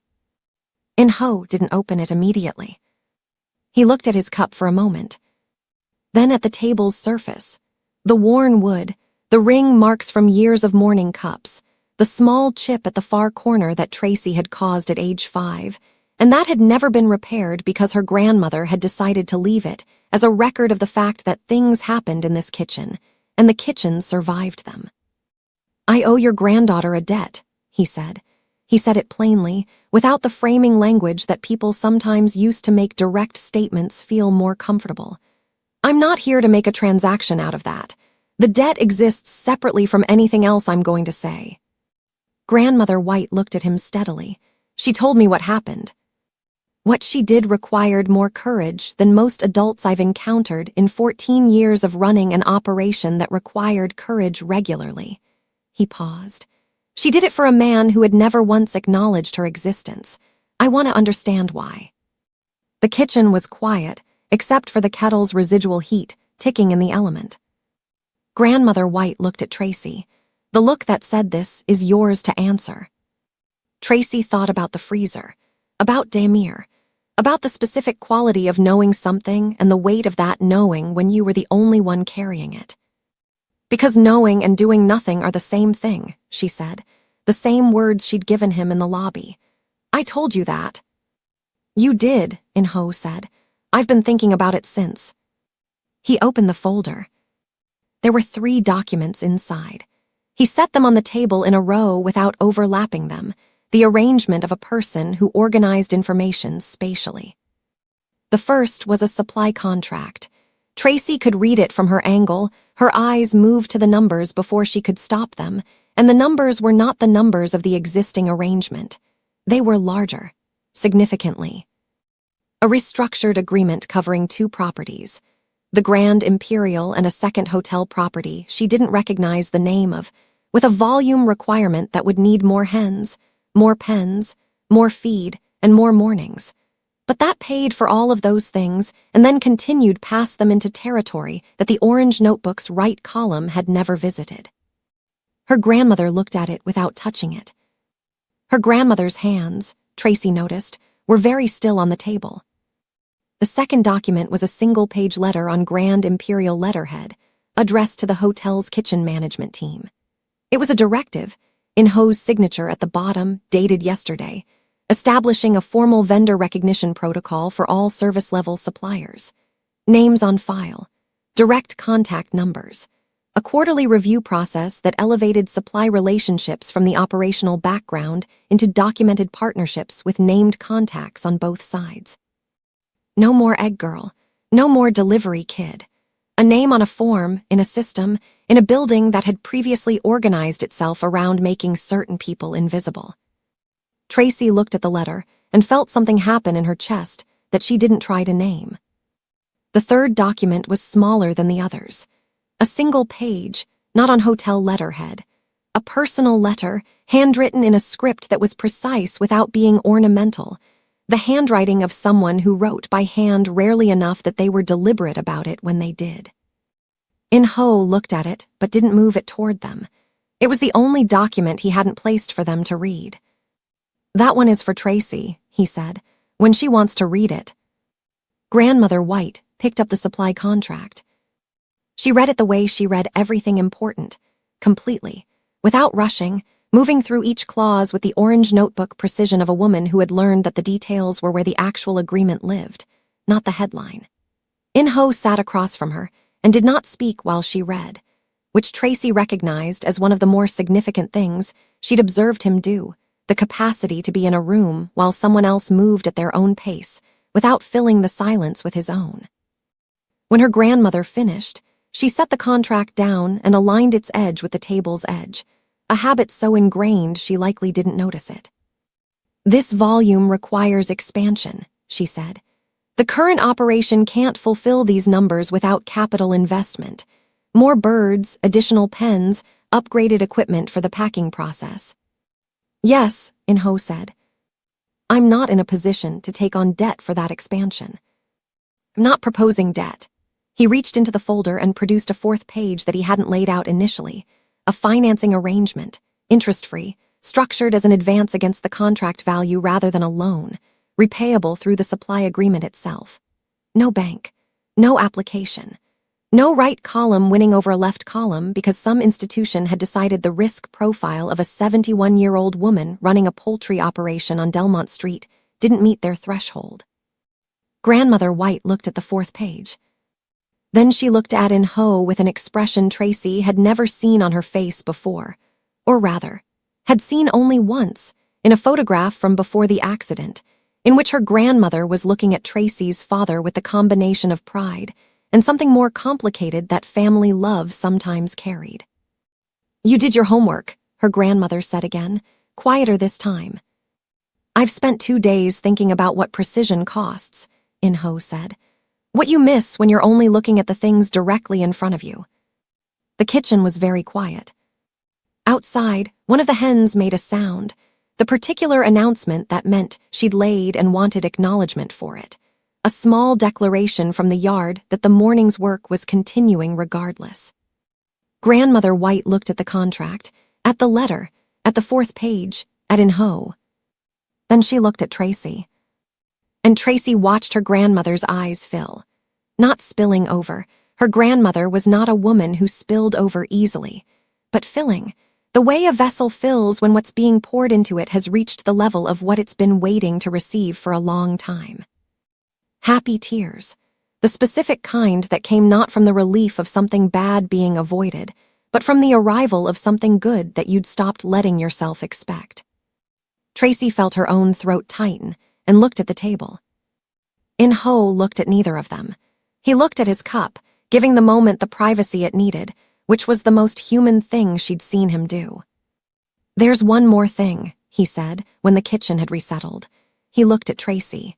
"The letter, read it when you're ready, but I want to tell you directly what it says so it's not only words on a page." She looked at him. "Your father was right about languages," he said. "He was right about a lot of things based on how you came out." A pause. "I'd like to establish an educational fund, in his name. For you, whatever you decide to study, wherever that takes you. No conditions on it except that you use it." The hen in the yard made her announcement again, louder, in case anyone had missed it the first time. Tracy looked at the folder. At the handwritten letter with her name on it in precise, deliberate script. At her grandmother's hands on the table, no longer still, one of them having moved, without apparent decision, to cover Tracy's. She thought about a kitchen table on a Tuesday morning, a boiled egg, a tape player, Beta, her father holding it up like it was worth knowing, because to him everything was worth knowing because keys were only useless until you found the door. She looked at In Ho. "Thank you," she said. He nodded once. The nod of a man who had something to say and had decided that what he'd already said was enough, and that the rest of it would have to be demonstrated over time rather than declared in a kitchen on Delmont Street on a Thursday morning. He picked up his cup. Outside, 31 hens were moving through the yard in the unhurried way of creatures for whom the morning was simply the morning, productive, ordinary, sufficient. The packing table was waiting. The orange notebook was on the counter. The right column had, as of the documents now sitting on the kitchen table, lost its advantage for the foreseeable future. The kettle had gone cold. Nobody moved to reheat it. The front door was heavier than she'd imagined. Not physically, a doorman held it, a tall man in a dark coat with silver buttons who pulled it open with the practiced ease of someone who had performed this exact motion several thousand times and had long since stopped thinking about it. The weight was something else. The accumulated significance of a threshold she had passed beside and beneath and around for 15 months without once crossing through it directly. Tracy crossed through it directly. The lobby received her the way it received everyone who came through the front, with the impartial grandeur of a space that had been designed to make arrivals feel significant. The chandelier, the marble, the piano, this time occupied, a different musician playing something unhurried and precise. The concierge at his station looking up with the automatic professional attention that the front entrance triggered in him regardless of who was walking through it. His eyes found her, moved across the red zip-up, the same one, the left shoulder fully repaired now, her grandmother having fixed the seam on Wednesday evening without being asked, and the dark jeans and the good sneakers, the ones without the hole in the left toe. He held her gaze for a moment with the expression of someone whose categorization system had encountered a filing challenge. Then his eyes moved to the badge on her left side. It was a simple thing. A rectangular card on a lanyard, the Grand Imperial's crest in the upper left corner, her photograph, taken last Monday in the hotel's administrative office by a woman with a camera who had told her to look at the lens and not smile if she didn't want to, which she hadn't, and below it, in clean sans serif type. Tracy White, Jr., Consultant, Operational Development. The concierge's expression reorganized itself. He nodded. "Good morning," he said. "Good morning," Tracy said, and walked across the marble toward the elevator bank. 3 weeks had passed, since Thursday on Delmont Street. The investigation had continued well past that morning. The threads that the investigators exchanged look had implied were longer and more tangled than a lobby arrest and a bomb removal suggested. Victor had named 4 additional people during questioning. 2 members of the hotel's maintenance staff who had filed the false gas line report, 1 external logistics contact who had provided vehicle access for the device installation, and a mid-level employee in Ho's former operations who had been feeding schedule information to the coordination team for 6 weeks before Tuesday. All 4 had been located within 72 hours. The investigation was ongoing in the way that investigations with this many components remained ongoing, open at the edges even when the central structure had been resolved. But the immediate threat had been contained, accounted for, and documented with the precision that legal processes required. Tracy had given a formal statement. Twice. The second time with her grandmother present, who had sat beside her with her hands in her lap and her face composed in the expression she used when she was paying complete attention and intended for that attention to be visible. The educational fund had been established. Her grandmother had reviewed the documentation with the same thoroughness she'd applied to the supply contract, and had asked 2 questions that the administrator hadn't anticipated, both of which had required follow-up before the paperwork was finalized. Ho, when told about the questions, had apparently said nothing in response, but the administrator had relayed that his expression had suggested something that was not displeasure. The new supply contract had gone into effect on the 1st of the month. The expansion planning was underway. 2 new pens, 12 additional birds, an upgraded packing system that would bring the spoilage rate from 2% to something her grandmother had calculated could reach below 1. The right column in the orange notebook was losing by a margin that grew each time Grandmother White made her marks. The handwritten letter was in the shoebox under Tracy's bed, with the cassette tapes. She had read it 4 times. She didn't think she would stop at 4. The junior consultant arrangement had been in Ho's proposal and her grandmother's negotiation. The proposal, 2 afternoons per week, Tracy would accompany the operational development team during their back-of-house reviews. The assessments of the hotel's service-level systems that Ho had commissioned in the aftermath of Tuesday, when the blind spots in his building's invisible infrastructure had become impossible to continue treating as someone else's domain. She would observe. She would ask questions. She would, in the language of the formal arrangement her grandmother had insisted on putting into writing, provide perspective informed by direct operational experience in the hotel's service environment. Her grandmother's negotiation, a rate of compensation structured as a learning stipend, paid monthly into the educational fund, reasonable hours that didn't interfere with school, a formal review at 6 months. And this was the line her grandmother had written herself in the margin of the draft agreement in her own handwriting, the right to walk through the front entrance. Ho had read the margin note, had looked at it for a moment, had signed the document with the margin note included without changing a word of it. So here she was, front entrance, badge on her lanyard, the marble floor doing what it always did, which was reflect everything back at itself with complete impartiality. The operational development team met on the 4th floor. It was a different world from the lobby, a working floor, conference rooms and administrative offices, the hotel's actual machinery rather than its presentation. Tracy had been here twice already in the preceding weeks for orientation sessions that had been led by a quiet, methodical woman named Director Seoul, who ran the team with the organized precision of someone who had been doing this work long enough to have strong opinions about why it hadn't been done properly before. Director Seoul had looked at Tracy's badge on the first day with an expression that was not quite skepticism and not quite welcome. Something more honest than either, the look of a professional being asked to integrate an unusual variable into a functioning system and reserving judgment until the variable had demonstrated its actual properties.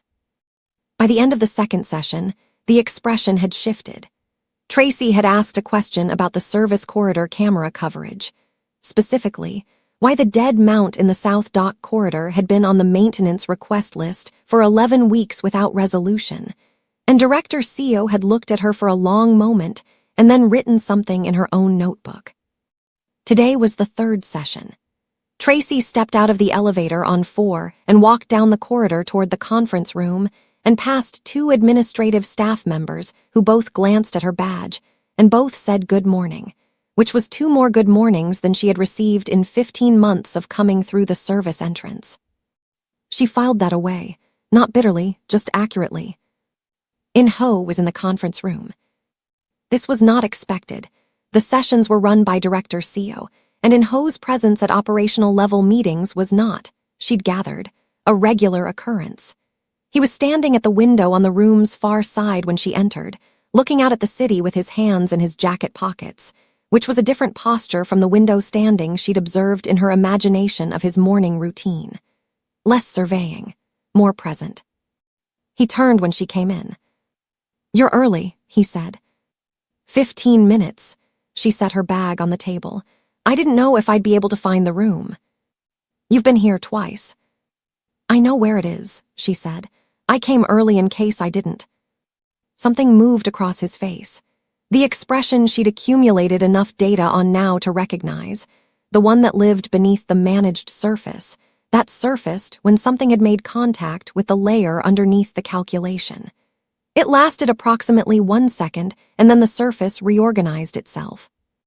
"Director Seo will be here at 9, he said. "I wanted to speak with you before the session." She sat down, folded her hands on the table, waited. In-ho remained at the window for a moment longer, then moved to the chair across from her, not at the head of the table, across from her, which she noted, and sat with the folder he'd had under his arm since she'd entered. Not the Delmont Street folder. A different one, thinner, more preliminary in its weight. "The investigation identified a systemic issue," he said. "Beyond Victor and the people he named. The back-of-house infrastructure of this hotel and the second property, and potentially a third I'm acquiring, has been operating as an entirely separate world from the front-of-house.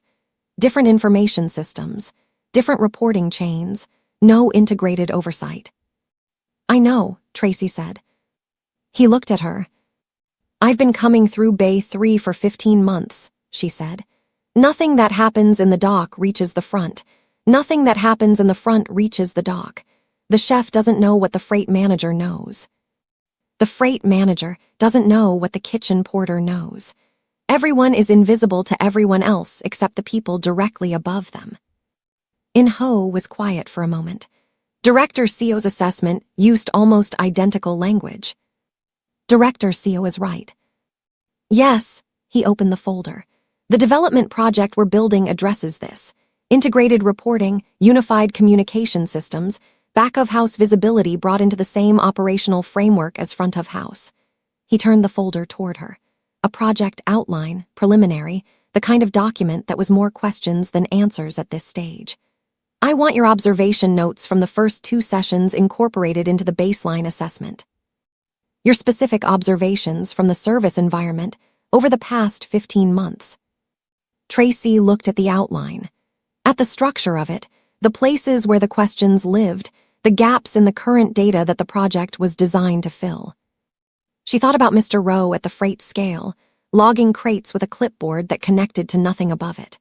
About the housekeeping attendant in the service corridor who moved through the building every day, seeing everything and reporting to a system that didn't ask what she'd seen.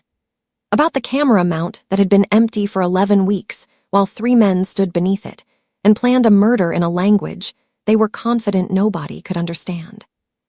About the way invisibility, when it was structural rather than personal, became a weapon available to anyone willing to use it. "I have notes," she said. "From before Tuesday. I started writing things down about 8 months ago, just observations. I didn't know why I was keeping them." In-ho looked at her steadily. "Your father taught you to pay attention." "He taught me that the world hands you what you need if you've been watching," she said. "I didn't know I was going to need any of it." "Most people don't know what they're collecting until they need it," In-ho said. He closed the folder, pushed it toward her side of the table. "The notes are part of the project now if you're willing." Director Seo arrived at 9 with 2 members of the development team, and an agenda that moved efficiently through its items in the manner of someone who treated meeting time as a finite resource with a measurable cost per minute. She acknowledged Tracy with the nod that had replaced the first day's reserved assessment, the nod of a professional who had updated her file on a variable and found the update satisfactory. The session ran 90 minutes. Tracy spoke 4 times. Each time, she said what she'd observed and where and when, without framing or apology, the way her grandmother made her marks in the orange notebook. Because the information was true, and true information didn't require dressing up to justify its presence in the room. The 4th time, one of the development team members, a man who had not previously directed anything at her, turned and asked a follow-up question. A genuine one, the kind that came from someone who needed the answer rather than someone being polite about a child in a room where children didn't usually sit. She answered it. He wrote it down. Afterward, in the corridor outside the conference room, Director Seoul stopped beside her while the rest of the team continued toward the elevator. "Your notes from the past 8 months," she said. "Can you have them to me by Friday?" "Yes," Tracy said. Director Seoul nodded, started to move, then stopped, looked at Tracy with the expression she used when she was going to say something she'd decided to say rather than something the situation required. "I've worked in hotel operations for 19 years, she said. "I've done back-of-house assessments in 11 properties. What you described in there, the freight reporting gap, the camera coverage blind spots, the information siloing between dock and kitchen level, I've seen versions of it in every property I've ever assessed." A pause. Nobody who worked in those environments ever put it into a room where it could be addressed, because the room didn't exist for them. She looked at Tracy's badge, at the name and the title and the grand imperial crest. "The room exists now," she said, and walked toward the elevator. Tracy stood in the 4th-floor corridor for a moment after Director Seoul left. The hotel moved around her, a staff member passing with a tablet, someone's phone ringing briefly behind a closed door, the muffled ambient sound of a large building running its many simultaneous systems with the coordinated complexity that was only visible if you knew where to look for it. She looked at her badge. Then she thought about something the handwritten letter had said. She'd read it 4 times, and the line had been there each time, in In-ho's precise, deliberate script, near the bottom of the page. She had been thinking about it since. "I built everything I have by deciding what to see and what to look through. I was wrong about the second category. The second category was where the actual world was." She thought about Bay 3, about the freight scale and the flickering lights and the cold metal of a shelf against her palms, and 3 voices in Arabic in a corridor where the camera mount had been empty for 11 weeks. She thought about a walk-in freezer and her father's voice and one word, Damir, that had been traveling through 3 years and 7 cassette tapes and a hotel basement to arrive at a lobby at 5:58 on a Tuesday evening. She thought about In-ho at the conference table across from her, not at the head of it, the folder pushed to her side. Was he a good person now? The question lived at the edges of everything. She'd heard it in the way people around her had talked about the events of that Tuesday, in the investigator's careful neutrality, in her grandmother's measured assessment of the Delmont Street visit. A man who had built an empire through ruthlessness and zero sentiment had signed documents and established funds and put a margin note about a front entrance into a formal agreement. People wanted the question resolved, wanted to file him cleanly, reformed, or performing reform, changed or strategically adjusting. Tracy thought about what her father had believed, which was that people were not fixed points but directions. That the question was never who someone had been, but which way they were currently facing and how consistently they were walking that way. In-ho was facing a different direction than he'd been facing on the morning. He'd dismissed a delivery delay with cold arrogance and gone back to his briefcase. Whether that made him good was a longer question than a Thursday morning or a signed contract or a conference room across from rather than head of could answer. She was 9 years old. She had time to watch and see. She pressed the elevator button for the lobby. When the doors opened at ground level, she walked out across the marble, past the concierge who said good morning again, past the piano, past the central seating area and its impartial grandeur, and through the front door, which the doorman held open with the same practiced ease as before. The city outside was running its Tuesday morning systems, delivery trucks, commuters, the ordinary choreography of people moving between where they'd been and where they were going. Tracy stood on the front steps of the Grand Imperial Hotel and looked at the service lane around the corner, where a cart with 3 egg crates was being unloaded at Bay 3 by a kid she didn't recognize, new, probably, or a replacement while she was reassigned. Someone who would learn the freight scale and the chef's sign-off window and the particular invisibility of the back-of house the way she had learned it. She thought about going around to introduce herself, about saying something useful about the South Corridor camera and the maintenance request system, and the things worth paying attention to when the building thought no one was watching. She looked at her badge. At the title on it, in clean sans serif type, that said junior consultant, but meant something closer to what Director Seo had named in the corridor upstairs. The room exists now. She went back inside. She walked through the front door.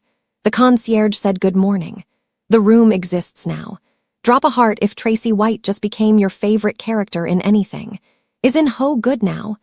Comment visible with what you think, because that question doesn't have a clean answer and the best stories never pretend otherwise. This channel is yours as much as it is ours. If you've made it to the end of this story, subscribe, share it with someone who needs to hear it, and drop the word EGGS in the comments so we know you were here from the beginning. Tracy started invisible. She ended essential.